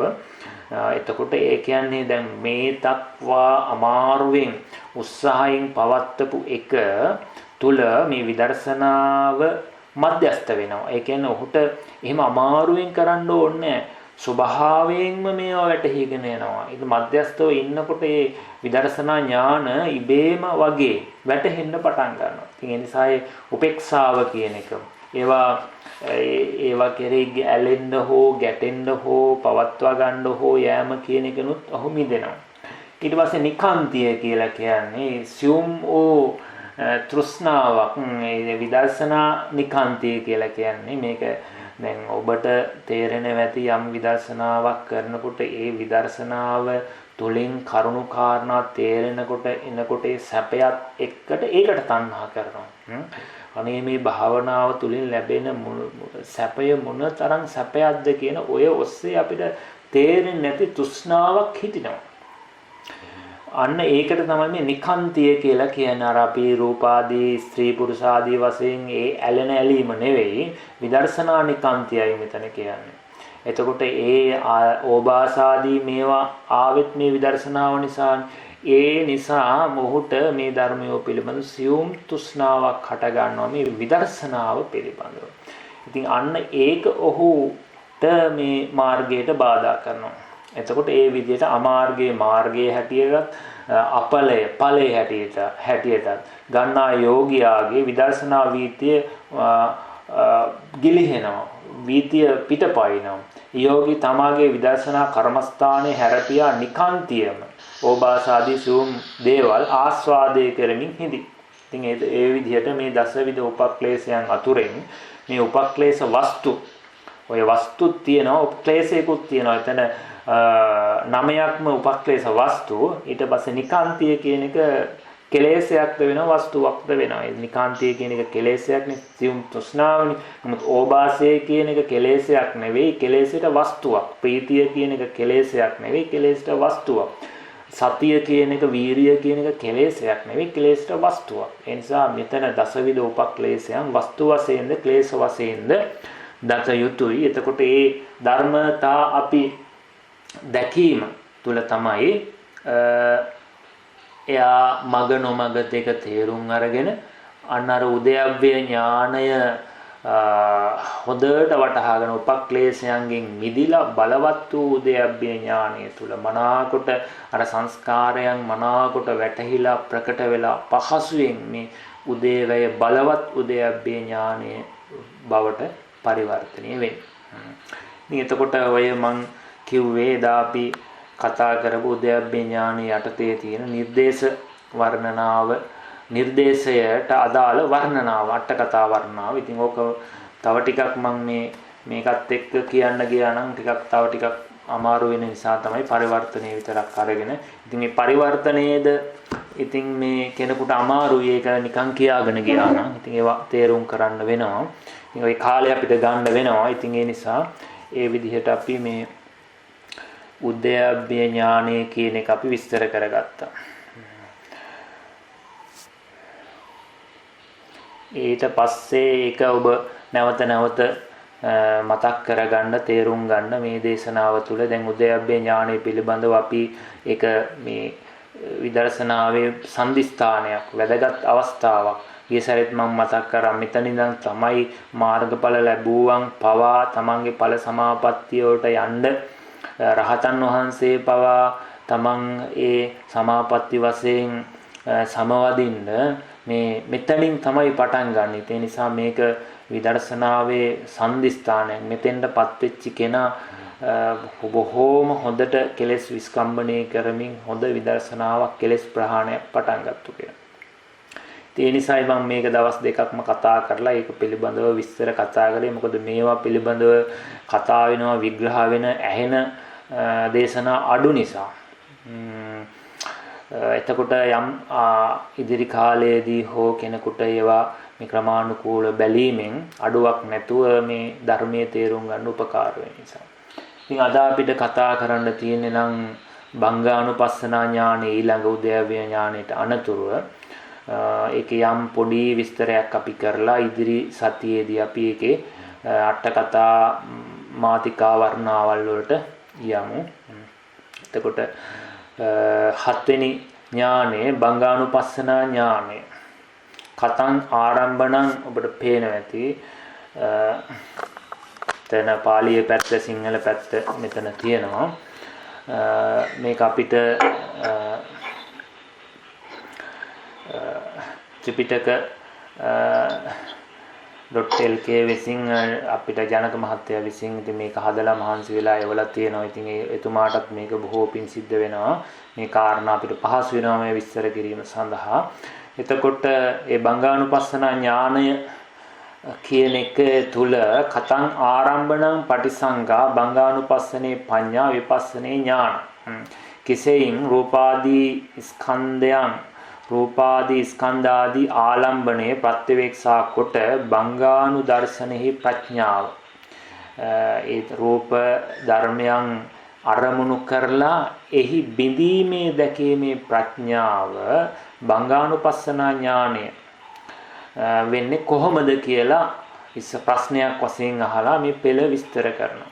එතකොට මේ දැන් අපි කතා කරන්නේ අට කතාවනේ පෙළ දහම තමයි මේ කතා කරන්නේ. එතකොට එතන ගියා රූපාරම්භනතා චිත්තං uppajjitva බින්ජති තං ආරම්භණං පටිසංකා තස්ස චිත්තස්ස භංගං අනුපස්සති කියලා ඔන්න ඒ ඥානය පිළිබඳව කොහොමද කරන්නේ කියලා කියන රූපාරම්භණං චිත්තස්ස uppajjitva බින්ජති.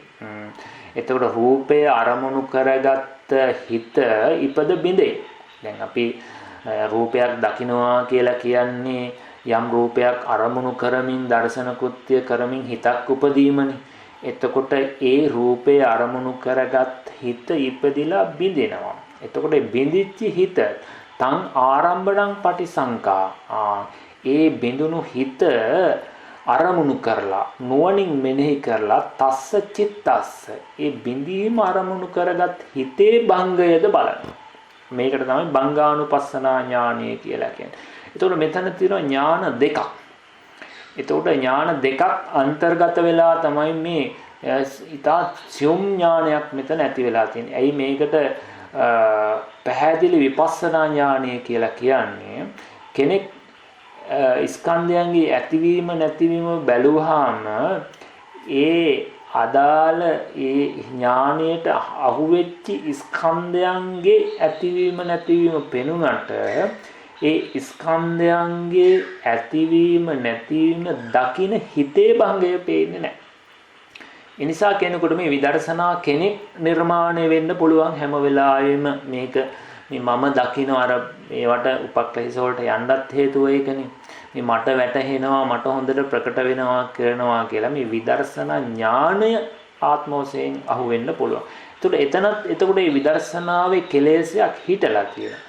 ඒ නිසා මේ උද්‍යප්පේ ඥානයේද නියම විපස්සනා ඥානෙ නොවේ. නියම විපස්සනා ඥානෙ බංගානුපස්සනා ඥානයයි කියලා පුරාණ ආචාර්යයන් වහන්සේලා මෙතන විපස්සනා ඥානය හැටියට දක්වන්න එක හේතුවක් තමයි මේක දෙපැත්තෙන්ම පිරිසුදුයි. එතකොට අපි ආපහු එක ගත්තොත් අපිට ප්‍රායෝගික ගත්තොත් අපිට රූපයක් පේනවා. සද්දයක් ඇහෙනවා කියලා ඔබ හිතන්නකෝ. එතකොට මේ රූපයක් පේනකොට අපි නුවණින් මේක දිහා බලනවා. මේ රූපය අරමුණු කරගත් හිතද මේ හටගෙන නිරුද්ධ වෙනවා. ඒ නිරුද්ධ වීම නිසානේ අපිට පෙනීම නිරුද්ධ වෙනවා, ඇහිම නිරුද්ධ වෙනවා කියලා කියන්නේ. එතකොට ඔන්න ඒ රූපය අරමුණු කරගත් හිතේ බිඳීම බලනවා. එතකොට දැන් මෙතනත් නුවණක්නේ, ප්‍රඥාවක් මෙතන තියෙනවා.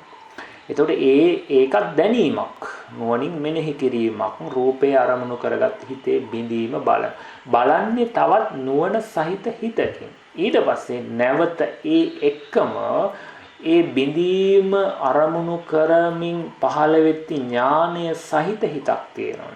ඒ ඥානයක් තියෙනවා. ඒ ඥානයාගේද බිඳීම බලනවා. අන්න ඒකට තමයි කියන්නේ රූපාරම්භණං චිත්තං රූපාරම්භනතා චිත්තං uppajjitva බින්ජති තං ආරම්භණං පටිසංකා. ඒ සිද්ධිය අරමුණු කරලා මේ බිඳීම අරමුණු කරගත් ඥානය අරමුණු කරලා තස්ස චිත්තස්ස භංගං අනුපස්සති. ඒ බිඳීම අරමුණු කරගත් ඥානයේද භංගය දකිනවා. මේකට උභෝ විපස්සති කියලා කියන්නේ දෙපැත්තම අල විපස්සනා කරනවා. එතකොට අනුපස්සති කතං අනුපස්සති කොහොමද අනුපස්සනා කරන්නේ? අනිච්චතෝ අනුපස්සති නෝ නිච්චතෝ. අනිත්‍ය වශයෙන් එතනක් බලන්නේ. නිත්‍ය වශයෙන් නෙවෙයි. මේ ඥානීය නිට්ටයයි කියලා ගන්න ඒ ඥානීයද අනිත්‍යයි. දුක්ඛතෝ අනුපස්සති නෝ සුඛතෝ අනත්තතෝ අනුපස්සති. මේ කෙනෙකුට ආපු නුවණක් නෙවෙයි. මේ නුවණ කියන එක මේ විදිහට හේතුඵලව හටගත් එකක් කියලා අනාත්ම වශයෙන් අරමුණු කරනවා. ආත්ම වශයෙන් නෝ අනත්තතෝ නිබ්බින්දති කලකිරෙනවා. නෝ නන්දති සතුටු වෙන්නේ නැහැ. විරජ්‍යති නොයැලෙනවා. නෝ රංජති නිබ්බින්දති ඔහු කලකිරෙනවා සතුටු වෙන්නේ නැහැ.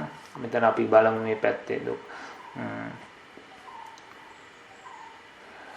උකටලි වෙයි සතුටු නොවේ. කලකිරෙනවා ඔහු සතුටු වෙන්නේ නැහැ. විරක්ත වෙයි නොයැලෙයි. එතකොට ඔහු නොයැලෙනවා කලකිරෙනවා. විරජ්‍යති ඊට පස්සේ නිරුද්ධ කෙරෙති නූපදවති. ඒ හැම වෙලාවෙම නිරෝධයම කරනවා, නිරුද්ධම කරනවා. ඔහු කවදාවත් උපදින විදිහට හැසිරෙන්නේ නැහැ. දුරු කරනවා, ග්‍රහණය නොකරේ. ඒක අල්ලගන්න මේක හොඳයි කියලා හිතින් උපාදාන වශයෙන් ගන්න හිත තියන්නේ නැහැ. හැම වෙලාවෙම මේක දුරු වෙන විදිහට බලන. ඇයි දුරු වෙන විදිහට බලන්නේ? ඇයි නොයලන විදිහට බලන්නේ? ඇයි නිරෝධය වෙන විදිහට බලන්නේ? මේ ධර්මය අසාරයි, අනිත්‍යයි, සංකතයි. අනිත්‍ය ලක්ෂණය, දුක්ඛ ලක්ෂණය ප්‍රකට වෙනකොට මේ ධර්මයන් කෙරෙහි කලකිරෙනවා. මේ ධර්මයන් කෙරෙහි නොයැලෙනවා. මේ ධර්මයන් නිරුද්ධ කරන්නම හිත නැමෙනවා. නිරෝධයටම හිත නැමෙනවා. සමුදයට ගැනීමට ආදාහණයට හිත නැමෙන්නේ නැහැ. ඒ වගේ පටිනිස අතහරින අතහැර අල්ලගන්නේ නැතුව බලනවා. එතකොට ඒ විදිහට අනිච්චතෝ අනුපස්සතෝ නිත්‍ය සංඥං පජහාති. අනිත්‍ය වශයෙන් බලනකොට නිත්‍ය සංඥාව ඔහුගේ ප්‍රහාණය වෙලා යනවා. දුක්ඛතෝ අනුපස්සතෝ සුඛ සංඥං පජහාති. සුඛ සංඥාව මේවා සැපයි කියලා වැටහෙන සංඥාව ගෙවිලා යනවා. අනත්තතෝ අනුපස්සතෝ අත්ත් සංඥං පජහාති. අනාත්ම වශයෙන් මෙනෙහි කරනකොට ආත්ම සංඥාව ගෙවිලා යනවා. නිබ්බින්දන්තෝ නන්දිං පජහාති. කලකිරුණාම නන්දිය සතුට නැති වෙලා යන. විරජ්‍යතෝ රාගං පජ කලකිරුණේ නොයලුනේ රාගය දුරු කරනවා. නිරෝධං සමුදයං පජහාති. ඒතකොට නිරෝධයේම තියෙනකොට අර සමුදය දුරු කරනවා. පටිනිස්සජ්ජතෝ ආදානං පජහාති. අර ඊට විරුද්ධ කෙලෙසයත් එක්ක එතන පෙන්වනවා.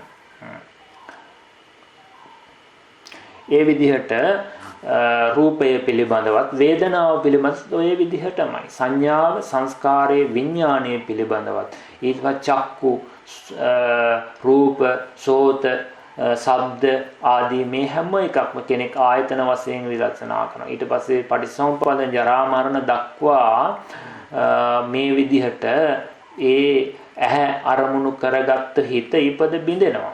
එතකොට ඒ ඥාණය බලන ඥානයේ බිඳීමත් බලනවා. අධිපඤ්ඤා ධම්ම විපස්සනා කියලත් මේකට කියනවා. එතකොට ඒ විදිහට මේකේ තව ටිකක් විස්තර තියෙනවා මේ විස්තර වශයෙන්. නමුත් අපි දැනට මේ ඇති මේ බංගානුපස්සනා ඥානය අපි පටන් ගැනීමක් අද සිද්ධ කරේ. එතකොට බංගානුපස්සනා ඥානය කියලා අපි අපි යම් ප්‍රමාණයකින් තේරුම් ගත්තේ රූපය අරමුණු කරගත්ත හිත ඉපද බිඳෙනවා. එතකොට ඒ බිඳීම අරමුණු කරගත්තු ඥානයාගේද භංගය තවත් සිතකින් දකින්න. මේක තමයි භංගානුපස්සනා ඥානය කියලා කියන්නේ. එතකොට ඒ විදිහට අර විදර්ශනා කරන හිතේද නිත්‍ය සංඥාවක් හෝ ආත්ම සංඥාවක් එන්න නොදීම තමයි මෙතන භංගානුපස්සනාවෙන් කරන්නේ. මේකෙන් බොහෝ විට හිත නිරෝධයටම බිඳීම අර මෙතෙක් උදේ වැය බලමින් ආපු කෙනාට උදේ අත්හැරිලා වැයම ප්‍රකට වෙන්න ගන්නවා. වැය ප්‍රකට වෙනවා කියන්නේ මොහු දැන් නිවන පැත්තට බර වෙනවා කියන්නේ. නිරෝධේ නිවන නිරෝධෝ නිබ්බානಂತಿ. එතකොට මේ නිවන පැත්තට දැන් ඔන්න හිත පරිවර්තනීය වේගන යනවා. මෙතන තමයි පරිවර්තනය වෙන තැන. ඉතින් ඒ නිසා මේ භංගානුපස්සනා ඥානය පිළිබඳව යම් සරල අපි විග්‍රහයක් කරේ. ඊළඟ සතියේදී අපි ඒකේ අට කතාව මාතිකාව පිළිබඳව විස්තර කරගෙන මේකේ අපිට නිර්දේශ පාළියෙත් මේ ටිකක් තියෙනවා තව විස්තර කරගන්න. මේ භංගානුපස්සනාවට තව කියන නම් කීපයක් තියෙනවා. ඒ ටිකත් අපි විස්තර කරලා විපස්සනා පටිසංකා විපස්සනා කියනවා, වයලක්කන විපක්කනා කියනවා, අධිපඤ්ඤා විපස්සනා කියලා මේ විදිහට මේ එකම භංගානුපස්සනා ඥානය ඔබ අහලා ඇති සමහර විට මේ ධර්ම කරුණු පටිසංකා විපස්සනා කියන එක, වයලක්කන විපස්සනා මේ ඔක්කොම කියන්නේ භංගානුපස්සනාවට. ඇයි ඒකට වයලක්කන පටිසංකා අධිපඤ්ඤා ධම්ම විපස්සනා කියලා කියන්නේ පිළිබඳව ඒවා පෙළේම විස්තර කරනවා. අපි ඊළඟ සතියේ කතා කරමු. දැනට මේ ප්‍රමාණවත් අපේ දේ මොකද අපිට මේක පිළිබඳව සාකච්ඡාවට අදත් ටික කාලෙ මදි. නමුත් මේකේ අපි ගොඩක් අද දවසේ කාලය ගත්තේ උදේවැය කියන එකට. දැන් එතකොට අද අපි උදේවැය මාර්තුකාව ඥානයේ විස්තර සහිතව කතා කරලා ඉවරයි. දැන් අලුත් ඥානයකට පැමිණේ. මේක පිළිබඳවත් අපි ඉදිරියට විස්තර වශයෙන් කතා කරගෙන යමු ලැබෙන පරිදි.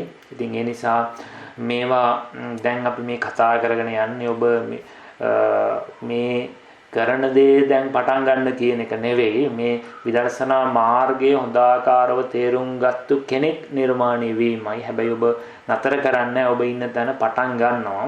පටන් අරගෙන ක්‍රමානුකූලව යනකොට ඔබ තනියම ගමනක් යන්න දන්නවා. මේ ටික හොඳ දැනගත්තාම රැවටෙන්නේ නැහැ. ඉතින් අන්න ඒ ස්වභාවය ඇති කිරීමටයි අපි මේවා එක දිගට කතා කරගෙන යන්නේ. නැත්තම් මේ දැන් කතා කරා කියලා දැන් ඔබට බංගේ බලන්න කියලා දැන් මේ අර ධාතු වශයෙන් බලමින් මතු කරගත්තු කෙනා දැන් මේක බලන්න යන්න කියන එක නෙවෙයි මේකේ. ඔබ ඒක තේරුම් ගන්න ඕනේ. හොඳයි එහෙමනම් මගේ දේශනාව අවසන් කරනවා. සාකච්ඡාව තියලා ගියවර හෝ මෙතෙක් කරපු කරුණු අසුරෙන් ඔබට ඇති දහම් ගැටලු විසඳා ගන්න අවස්ථාව දෙනවා. ත්වන් සරණයි. ස්වාමීන් වහන්සේ අද දවසේදී අපි බොහෝ කරුණු වටිනා ධර්ම කරුණු ඉගෙන ගත්තා. ඉතින් දැන් අවස්ථාව තියෙනවා අපි කල්‍යාණ මිත්‍රයන්ට ඒ සඳහා ප්‍රශ්න යොමු කරන්න. මම ආරාධනා කරනවා මේ සම්බන්ධයෙන් ප්‍රශ්න විනහර දක්වන්න කියලා. ත්වන් සරණයි. අවසරයි අපේ ස්වාමීන් වහන්සේ මේ උපක්ලේශ ගැන කතා කරාම මේ විදර්ශනා උපක්ලේශ ගැන නෙමෙයි මගෙන් කෙනෙක් ඇහුවා ඇත්තටම මේ උපක්ලේශ කියන්නේ මොකක්ද කියලා. කියන්නේ උදාහරණ වශයෙන් උපක්ලේශ කියන්නේ මොකක්ද කියලා පොඩ්ඩක් ඒක මේ විෂයට සම්බන්ධ නැති වුණත් කරුණාකරලා ඒක ගැන පොඩ්ඩක් විස්තරයක් කරන්න ස්වාමීන් වහන්සේ.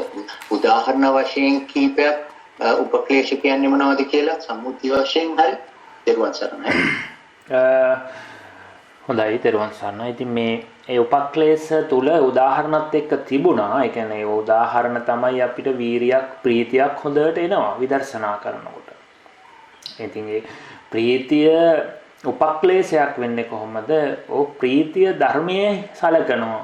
ප්‍රීතිය මාර්ගයේ හැටියට සලකනවා. මෙතෙක් මට නූපදිච්ච ධර්මයක් ඉපදුනා. සමහරව ඒක නිවන හැටියට සලකනවා. මාර්ගයක් ඵලයක් ඉපදුනා හැටියට සලකන උපක්ලේශයක් වෙනවා. එතකොට මේ යන මාර්ගය වරද්දවන එක තමයි මේ අපි උපක්ලේශ හැටියට හඳුන්වන්නේ. එතකොට කෙලෙසයක් කියලා කියන්නේ නැති දෙයක් ඇති හැටියට ගැනීම. එතකොට මම මුලින් කතා කරේ වස්තුව ටික තමයි උපමා හැටියට ගන්න වෙන්නේ. ප්‍රීතිය උදාහරණයක්. එතකොට වීරිය උදාහරණයක්. එතකොට ඒක ඒ වීරිය තුල ප්‍රීතිය කියන කාරණාව තුල ප්‍රීතිය මාර්ගයේ හැටියට සලකනවා. මෙතෙක් නැති ප්‍රීතියක් උපදුනාම දැන් හරි මට දැන් මේ මාර්ගය හෝ ඵලයේ ඉපදුනා හෝ මේක තමයි මාර්ගය කියලා ඔහු ප්‍රීතිය අරමුණු කරනවා. අපි අර මුලින්ම මං කිව්වේ පාලි පාඨයකුත් එක්ක කියලා. එතකොට ධම්මොද්දච්ච මානසෝ කියලා කියන්නේ මොකද්ද කියලා? ඕබාසෝ uppajjati. තන් ඊට පස්සේ ඕබාසයේ උපදිනකොට මේ ධර්මයයි කියලා සලකා ගන්නවා. ඉතින් ඒ නිසා මේ කාරණාව උතන තියෙනවා. මම විස්තර කර උපක්ලේශ තුලේ උපමාත් එක්ක තියෙන. ඒතර උපමා කියන්නේ මේක සම්මුති උපමා දෙන්න බෑනේ. මේ විදර්ශනාවේදී මේ කාරණා තේරෙනවා. සතිය, වීරිය, ප්‍රීතිය, සතුට කියන ඒවා උපක්ලේශ ධර්ම. එතකොට ඒවා කෙරෙහි අපි කෙලෙස් ඇති කර ගන්නවා. ඒක මාර්ගයේ හැටියට, ඵලයේ හැටියට සලකා ගන්නවා. ඉතින් ඒක තමයි මේ ඒක අපි ගලපා ගන්නයි උමනාව තියෙන. මේ දේශනාවේ එක තියෙනවා යන්ත්‍රගතේ. තෙරුවන් සරණයි. ස්වාමීන් වහන්සේ මේ මහත්මයාගේ ප්‍රශ්නෙට පිළිතුරක් හැටියට ඇත්තටම දැන් සාමාන්‍ය ලෞකික ජීවිතයේ උපක්ලේශ හැටියට නම් මේ ප්‍රශ්නේ නැගුවේ වත්තුපම සූත්‍රයේ උපක්ලේශ 17ක් ගැන සඳහන් වෙනවා. ඒ අදාළ මහත්මයාට හෝ මහත්මියට ඒක කියව ගන්න පුළුවන්. කතමේච භික්ඛවේ චිත්තස් උපක්ඛිලේසා කියලා 17ක් කියන අවිජ්ජා විසම ලෝභය, ව්‍යාපාදය, ක්‍රෝධය, උපනාහය, මක්ඛය, පලාසය, ඉස්සාමච්චරිය, මායාව, සාඨෙය්‍ය, තම්බය, සාරම්භය, මාන, අතිමාන, මදය, පමාදේ කියන 17ක් දක්වලා තියෙනවා කියන එක පොඩ්ඩක් කෙටියෙන් මතක් කරනවා. ඒක ප්‍රයෝජනවත් වෙනවා නම්. ත්වන් සරණයි. ඔව් බොහොම හොඳයි. ත්වන් සරණයි. ත්වන් සරණයි. බොහොම පිං ජයන්ත මහත්තයා මේ වත්තුපම සූත්‍රය නේද? ඔව් වත්තුපම සූත්‍රය. ඔව් ඒ කාරණාවත් වටිනවා එකතු කරපු එක. අපි අර මාර්තුකාවට අදාළ කරගෙන ගියපු නිසා එතනින් කතා කරේ. නමුත් ඔය කියපු කාරණා තමයි අර වස්තු ආරමුණු වෙලා උපදින්නේ. එතකොට යාට මාන්නය, තම්බය උපදින්න පුළුවන්. ලෝභය කියන තමයි අතන නිකාන්තිය තණ්හාව කියලා අපි මේ උද්‍යව්‍ය ඥාණයට අදාළව කතා කරේ. එතකොට හිත කෙලෙසන ධර්ම තමයි උපක්ලේශ කියලා කියන්නේ. ඒවා විවිධ ස්වરૂපයෙන් එන්න පුළුවන්. විශේෂයෙන් මෙතන උපක්ලේශ කියන එක ගෙන් අපි තේරුම් ගන්න ඕනේ මේවා අපි රැවටෙන ධර්ම. ලෝභය කියන එක සාමාන්‍ය ඕලාරිකාවහම ඒක කෙලෙසයක්. එතකොට උපක්ලේශයක් කියලා කියන්නේ මේක තමා ඒවා ධර්මයේ හෝ එහෙම නැත්නම් මේක කුසලයක් හැටියට සලකා ගන්න. එතකොට නමුත් ලෝභයයි ඔහු කුසලයේ හැටියට සලකා ගන්න. සමහර කෙනෙකුට අර අපි කියමුකෝ රාගය මෛත්‍රී හැටියට පේන්න පුළුවන්. එතකොට නමුත් ඔහුට තියෙන්නේ ඒ ස්ත්‍රියට හෝ තියෙන රාගය. නමුත් ඔහු හිතනවා ඒක මෛත්‍රිය කරුණාව කියලා. ඉතින් අන්න ඒ වගේ කරුණා ස්වરૂපය අරගෙන තියෙන ඔහුට අර තියෙන රාගය කියන එක. ඉතින් ඒ නිසා ඔහු සමහර විට කරුණාව කියලා හිතාන ස්ත්‍රියට ලං වෙනවා, උපස්ථාන කරනවා. ඉතින් ඇත්තට ඒක සැබෑ කරුණාවද කියලා දැනගන්න පුළුවන් වෙන්නේ ඒ උපස්ථාන ටිකම අපි නොදන්නා වයසක සමහර විට වයසට ගියපු විරූප වෙච්චි කෙනෙකුට කාන්තාවකට ඒක කරන්න හිත එන්නේ නැහැ. එහෙනම් ඒක කරුණාව නෙවෙයි, ඒක උපක්ලේශයක් කියලා ආන්නේ විදියට ඒ කාරණාවත් එකතු කරන්න කියලා මතක් කරනවා. බොහොම පිං ස්වාමීන් වහන්සේ. තව ප්‍රශ්න තියෙනවා නම් යොමු කරන්න මේ අවස්ථාව කරන කලින් උත්තරන. සමහර ත්වන් සරණයි. ඔව්. ස්වාමීන් වහන්සේ දැන් ඒ උපක්ලේශ වල දැන් නැත්නම් අර මේ වංචනික ධර්ම වල ඒ ඕභාසය කියලා උපහාසය සඳහන් කරේ. එතන ආලෝකය කියන එක ස්වාමීන් වහන්සේ. ඔව්. දැන් සමහර අවස්ථාවලදී ඒ ආලෝකය ලැබෙන අවස්ථාවලදී ඔව්. ඒකේ ඕභාසය කියලා කිව්ව ස්වාමීන් වහන්සේ. ඔව්. ඒක තමයි ආලෝකය. එතකොට මෙතන කියන්නේ ආලෝකය කියන්නේ විදර්ශනා ආලෝකය. ඒ කියන්නේ මේ භාවනා කිරීම නිසා ඇතිවෙන ආලෝකයක් තියෙනවා.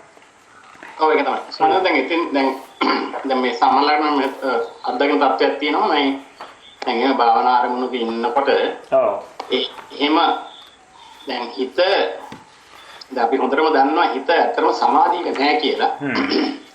එහෙම අවස්ථාවලදී ඒ ආලෝකය ඇති වෙනවා ස්වාමීන් වහන්සේ. ඒ කියන්නේ එතකොට දැන් දැනුවත් වෙලා තමයි වෙන්නේ. නමුත් මම දන්නවා දැන් මේ අවස්ථාවේ මම මේ සමාධියක නෙමෙයි ඉන්නේ. මම මේ හිතේ වෙනස් වෙන දේවල් දකින්නවා. එහෙම තියෙද්දි සමහරක් අවස්ථාවලදී කෙටි කාලීනව එහෙම ඇති වෙන්න පුළුවන් ස්වාමීන්. ඔව් හරි බොහොම හොඳයි මහත්තයා.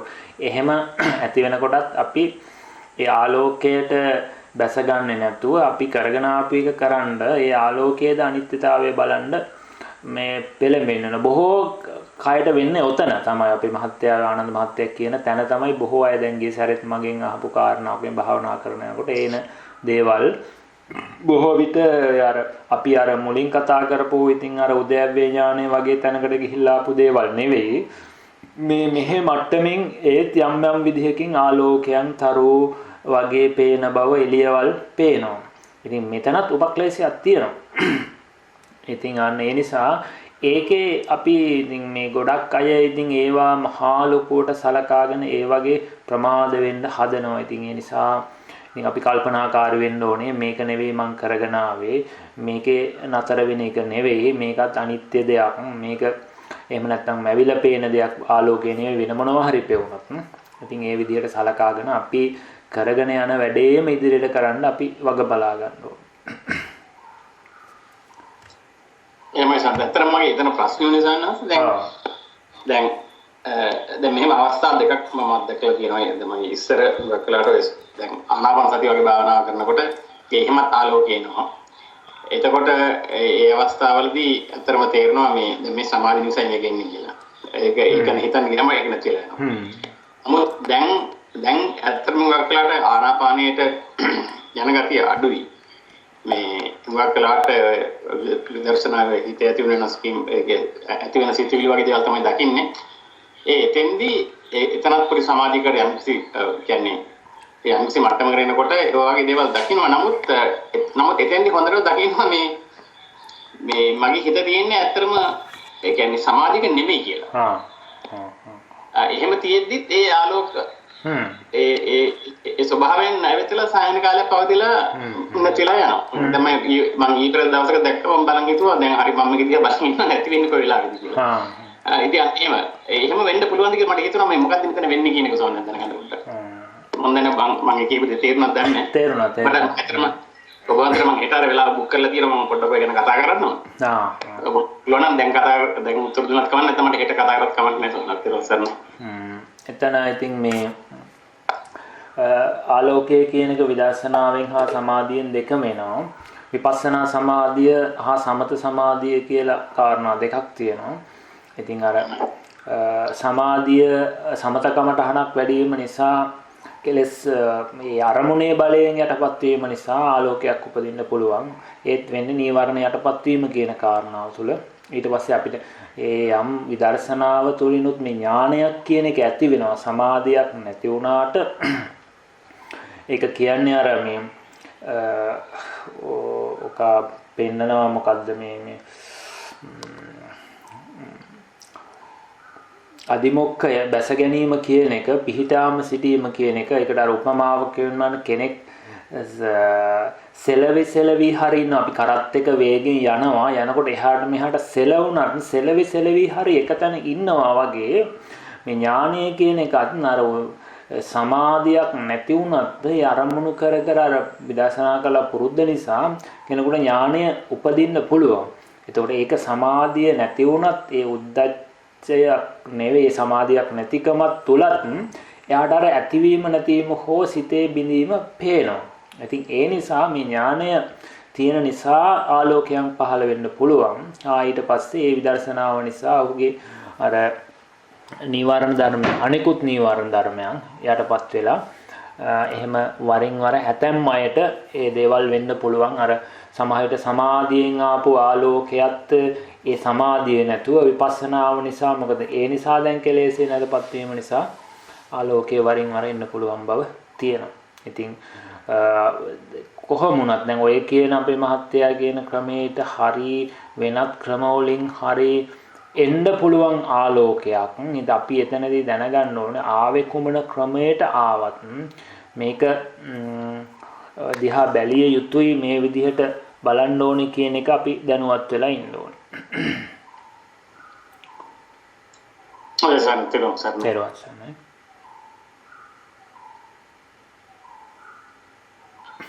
ස්වාමීන් වහන්සේ අත්තරයි මේ ආලෝකය ඔයද ඕභාසය කියන එක උපක්ලේශයක් වෙන්නේ ඇත්තටම මේ විදර්ශනා ඥාන ගැන කතා කරනකොට තමයි ඒක උපක්ලේශයක් වෙන්නේ. මොකද ඒක දැනගෙන මග නමග දැනගන්න ඕනේ කියන එක දැනගන්න එක ස්වාමීන් වහන්සේ. එතකොට දැන් ඇත්තටම සමතේ වඩන කෙනෙක් නම් ඒ ඕභාසය එයාගේ සමතේ තව වැඩි දියුණු කරගන්න උපකාරී වෙනවා නේද ස්වාමීන් වහන්සේ? මේක නිවැරදිද ස්වාමීන් වහන්සේ? ඔව් එහෙම දැන් ආලෝක සංඥා උපද්දවා ගන්න ක්‍රමයකුත් තියෙනවනේ. ඒ උපද්දවා ගන්න නීවරණ ධර්මයන් යටපත් කර ගැනීම සඳහා ආලෝකය උපද්දවා ගන්නවා. හැබැයි එයත් ඒ නුවණ සහිතව ඉන්නේ ආලෝකය උපද්දවාගෙන ඒකෙන් ඔය ආලෝකය උපද්දවා ගත්තේ ඔහුට තීන මිද්ද ආදී හිතේ හැකිලීම් අරතිය දුරු කර ගැනීම සඳහා විපස්සනාවට පහසු වීම සඳහා. ඉතින් ඒ නිසා මම අර මුලින් මතක් කරේ මේ ඕපාසය කෙලෙසයක් නෙවෙයි. ප්‍රීතිය කෙලෙසයක් නෙවෙයි. පග්ඝාව කියන වීරිය කෙලෙසයක් නෙවෙයි. ක්ලේශ වස්තුව. ඉතින් මේ වස්තුව කියන එක දෙපැත්තටම උපකාර කරනවා. වීරිය කියන එක අපි ඕපාසයේ පැත්තකින් තමමුකෝ. එතකොට මෙතන තියෙන සතිය, වීරිය, ප්‍රඥාව මේවා අපි සාමාන්‍ය දහලකුවාම හොඳ මේ බෝධිපාක්ෂික ධර්ම මේවා. නමුත් ඒක උපක්ලේශයක් වෙන්නේ ඕභාසාදී හැම එකක්ම එහෙමයි. උපක්ලේශයක් වෙන්නේ මේක වරදවා ගැනීම නිසා. ඒකේ අපි නිකාන්තයක් මේ කරගෙන ආපු එක නතර කරලා මාර්ගයේ ඉපදුනා කියලා හෝ ධර්මයක් පහළ වුණා කියලා හෝ ගැනීම තමයි ඒක උපක්ලේශයක් වෙන්නේ. ඒ නිසා අපි ඒක මහත්ය මතක් කරොත් ඒක හොඳයි. මොකද මේ හැම වෙලාවෙම මේ කෙලෙස්ය වෙන්නේ මේ වස්තු ටික නෙවෙයි කියන එක අපි ඔය මේ ගේසරේ හරි ටිසින් හරි කතාවක ආස්වාද දෘෂ්ටිය පිළිබඳව කතා කරනකොට අපි ඔය වස්තු පිළිබඳව එක ආස්වාදයේ අනිකක් දෘෂ්ටිය අනිකක් දෘෂ්ටිය ආස්වාදේ නෙවෙයි ආස්වාදයේ දෘෂ්ටිය නෙවෙයි. එතකොට ඒ වගේ මේ ඕභාසය කියන එක උපක්ලේශය නෙවෙයි. නමුත් මේකේ නිසා කෙලෙස් ඇති වෙන නිසා ඕභාසය උපක්ලේශයක් කියන නම මේක ඈඳලා පෙන්නලා තියෙනවා.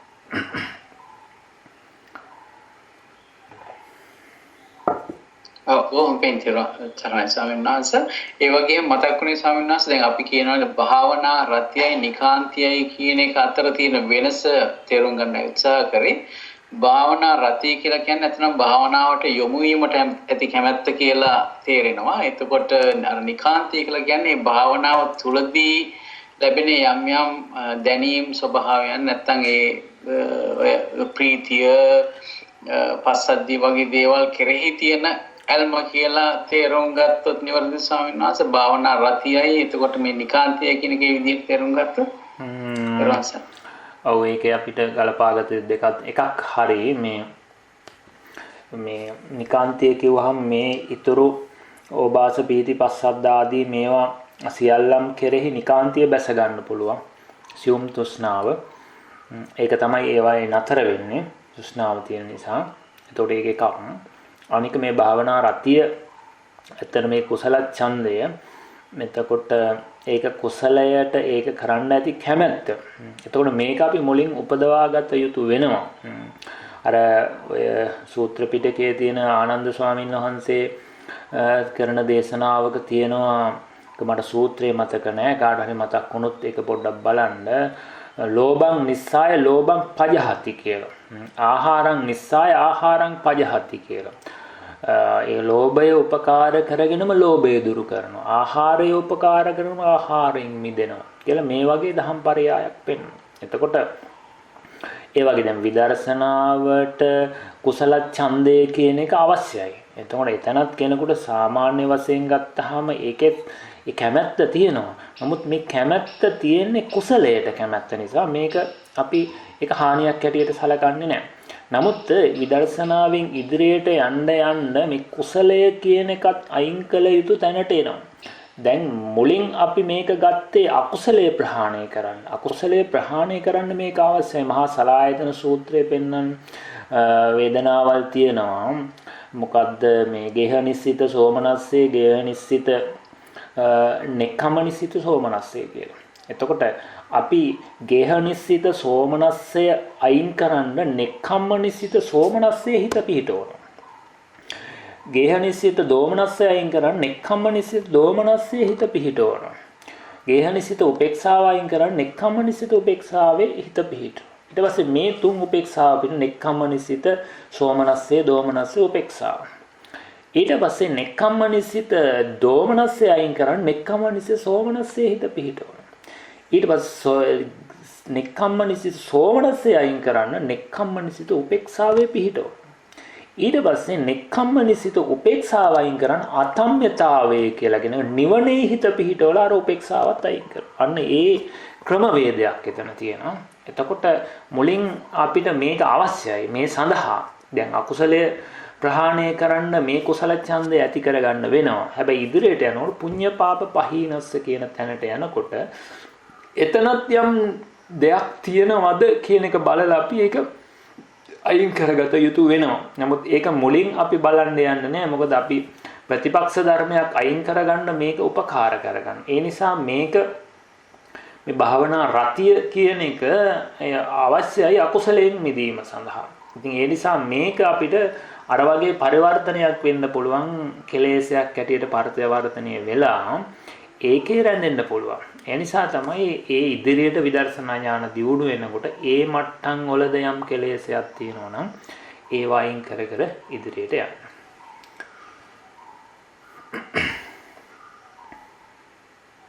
බොහොම පින් ස්වාමීන් වහන්සේ තෙරුවන් සරණයි. තව ප්‍රශ්නක් තියෙනවා නම් කල්යන මිත්‍රන්ට යොමු කරන්න පුළුවන්. ඒ අතරේ මම අහන්න කැමති ඔබ වහන්සේගෙන් මේ ඔබ වහන්සේ ඒකත්වයේ ගැන පොඩ්ඩක් මේ දේශනාවෙන් සඳහන් කරා. වහන්සේ එතන ඒකත්වයේ කියලා අදහස් කරපේ අර මජ්ජේ සූත්‍රයේ වගේ පෙන්වන ස්පර්ශය සහ ස්පර්ශ සම්පූර්ණ නිසා හටගන්න වගේ ඒකත්වයත් ඒක දිගටම අර අන්ත දෙකට වැටි යන ඒකත්වයත් පොඩ්ඩක් කියලා දැනගන්න කැමතියි ස්වාමීන් වහන්සේ. එතන මේ ඒකත්වේ නානත්වය කියලා අදහස් කරේ එතන අපි මාතෘකාවට අදාළ ඒකත්වය කියන එක අදහස් කරේ දැන් ප්‍රත්‍ය හේතු හා ඵල ගත්තාම දැන් අපිට ඵලය කියන එක පේනවා. දැන් අපි උදාහරණයක් වශයෙන් යමක් පේනවා. මම එතනදී පැහැදිලි කරේ මේ පෙනෙන්නේ එකක් හැටියට පේන එක මේ වෙන්නේ කොහොමද? ඒකත්වය අවබෝධ වෙනවා කියලා කියන්නේ එක. දැන් අපිට බලාගෙන ඉන්නකොට මේ එක දිගට තියෙන එකක් හැටියට පේනවා. මේක බොහෝ විට මේ රූපය තුල තමයි වැඩිපුර මේවා ප්‍රකට වෙන්නේ. නමුත් අපි විනාඩියක් බලාගෙන ඉඳලා එහෙම නැත්නම් පහන් දැල්ලක් කියලා පැයක් පහත්තු වෙන පහන් දැල්ලක් තියා බලාගෙන ඉන්නකොට කෙනෙකුට තේරෙනවා මේ පැයක් පුරා මේ පහන් දැල්ල තිබුණා කියලා. නමුත් අන්තර්ගතය බලනකොට ඒ මොහොතේ ඇතිවෙමින් නැතිවෙමින් පවතින ධර්මතාවයක් තියෙනවා. ඉතින් ඇතිවෙමින් නැතිවෙමින් පවතිනවනම් ඇයි මට පේන්නේ නැත්තේ කියන කාරණා ප්‍රශ්නය කෙනෙකුට එනවා. එතකොට එයා තේරුම් ගන්නවා මේ එක විදිහට පේන්නේ එක දෙයක් තියෙන නිසා නෙවෙයි, නැති වෙනකොට ඒ සමාන වේගෙන් ප්‍රත්‍ය නිසා උපදිනවා. ප්‍රත්‍යද වේගෙන් පවතිනවා, හට ගන්නවා. ප්‍රත්‍යයෙන් උපන් ධර්මියෝද මේ විදිහට සමාන අනුපාතයෙන් උපදින නිසා එකක් හැටියට පේනවා කියලා. එතකොට මේ ඒකත්වය අවබෝධ වෙනවා කියලා කිව්වේ අර ප්‍රත්‍ය උදේ බැලීම නිසා මේ ඇතිකල්ලි මේක මේ විදිහට පේනවා. මේ නැති වුණොත් මේ නිරුද්ධ වෙනවා කියලා. ඊට පස්සේ ප්‍රත්‍ය නානත්වයත් අවබෝධ වෙනවා. මේ එකම වගේ පේන්නේ එක ප්‍රත්‍යක් තියෙන නිසා නෙවෙයි. ඒ ප්‍රත්‍යද අලුත් ප්‍රත්‍යක්. නමුත් එකම වර්ගයේ අපි අදහස් කරොත් නමුත් එතනද තියෙනවා ප්‍රත්‍ය වුණත් අලුත් ප්‍රත්‍ය තමයි. මොකද මේ ප්‍රත්‍ය හා ප්‍රත්‍ය උපන්න ධර්ම ගත්තාම මේ ඔක්කොම සංකත ධර්ම. ඒකට ප්‍රත්‍ය කියන එකටත් අර ලක්ෂණ අදාළයි. අනිත්‍ය දුක්ඛ අනාත්ම. උපන් ධර්මයටත් ලක්ෂණ අදාළයි. ඉතින් ඒ නිසා එතන මම අර ඒකත්වය අවබෝධ වෙනවා කියලා කිව්වේ කෙනෙකුට එකක් හැටියට පේන්නේ මෙන්න මේ නිසා කියලා එයාට අවබෝධයක් එනවා.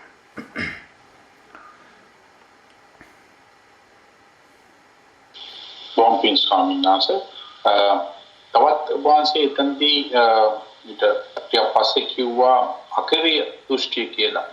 ඒක මම අහලා නැහැ මීට කලින් අකිරිය දෘෂ්ටිය කියන්නේ මොකක්ද කියලා. ඒක ගැන පොඩ්ඩක් විස්තර කරන්න පුළුවන් ස්වාමීන් වහන්සේ. අකිරිය දෘෂ්ටිය කියලා කියන්නේ ඒ කාලේ ඔය තිබුණනි දෘෂ්ටියක් දැන් මේ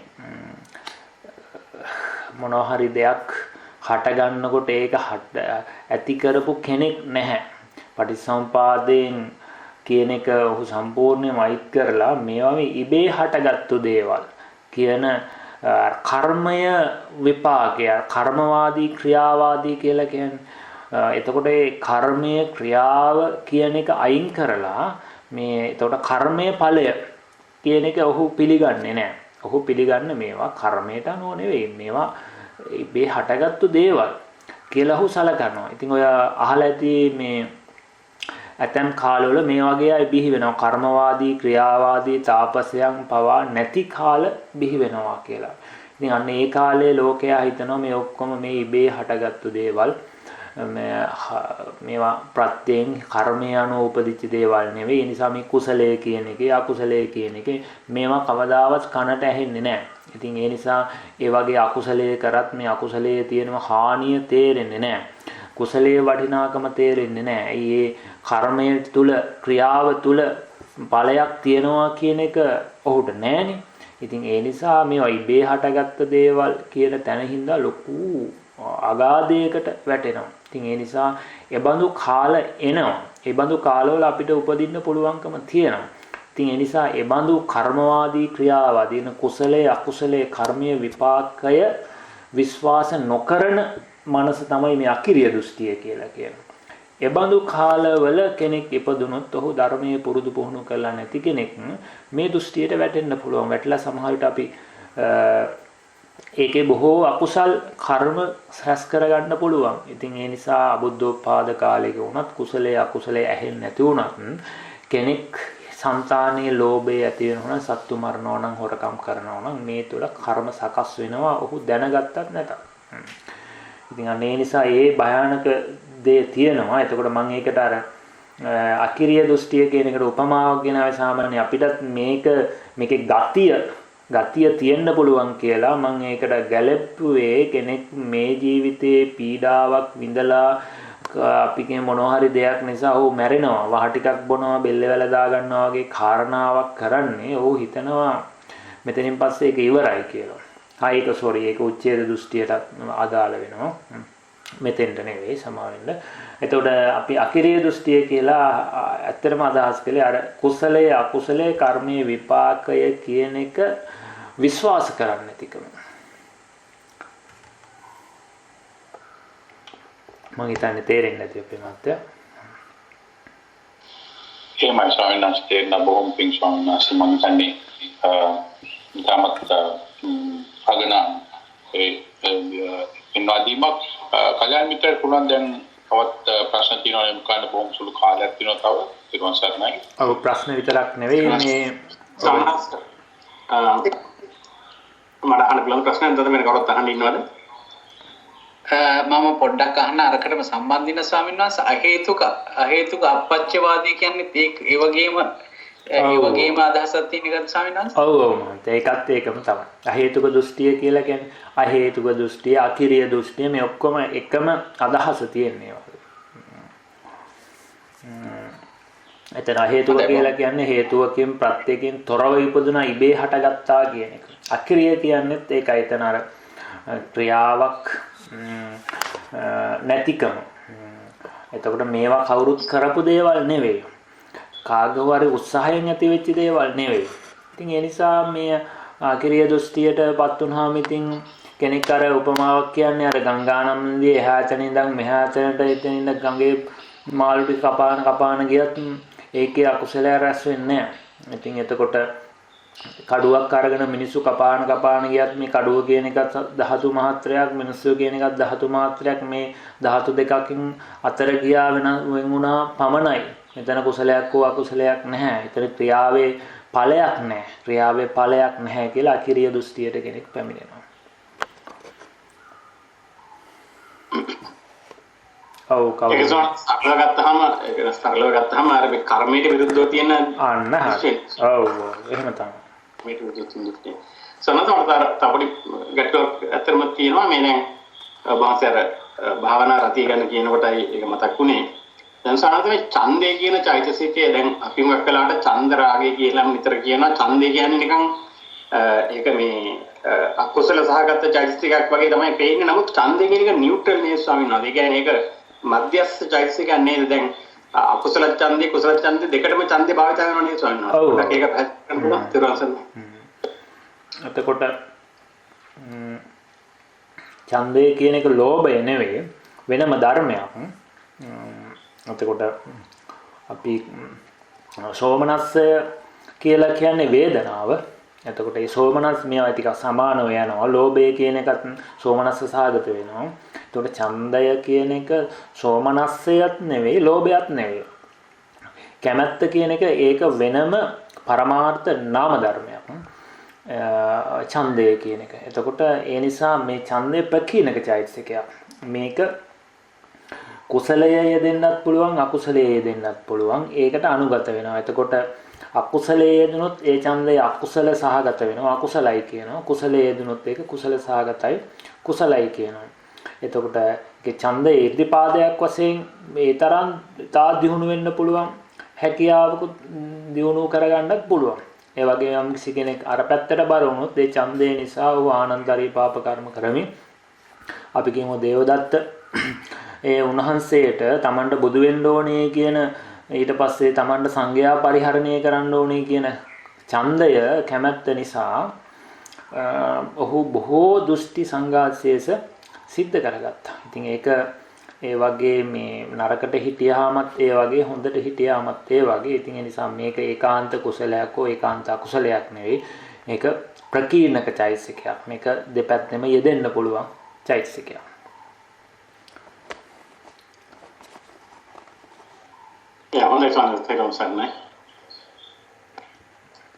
තෙරුවන් සරණයි ස්වාමීන් වහන්සේ. ඒ ඡන්දය කියනකොට අපි ඒක දැන් ස්වාමීන් වහන්සේ අපිට විස්තර කරා ප්‍රකීර්ණක චෛතසිකයක් කියලා. විශේෂයෙන්ම අහේතුක සිත් ගත්තොත් අහේතුක සිත්වල යෙදෙන්නේ නැති බවක් දන්නවා ස්වාමීන් වහන්සේ.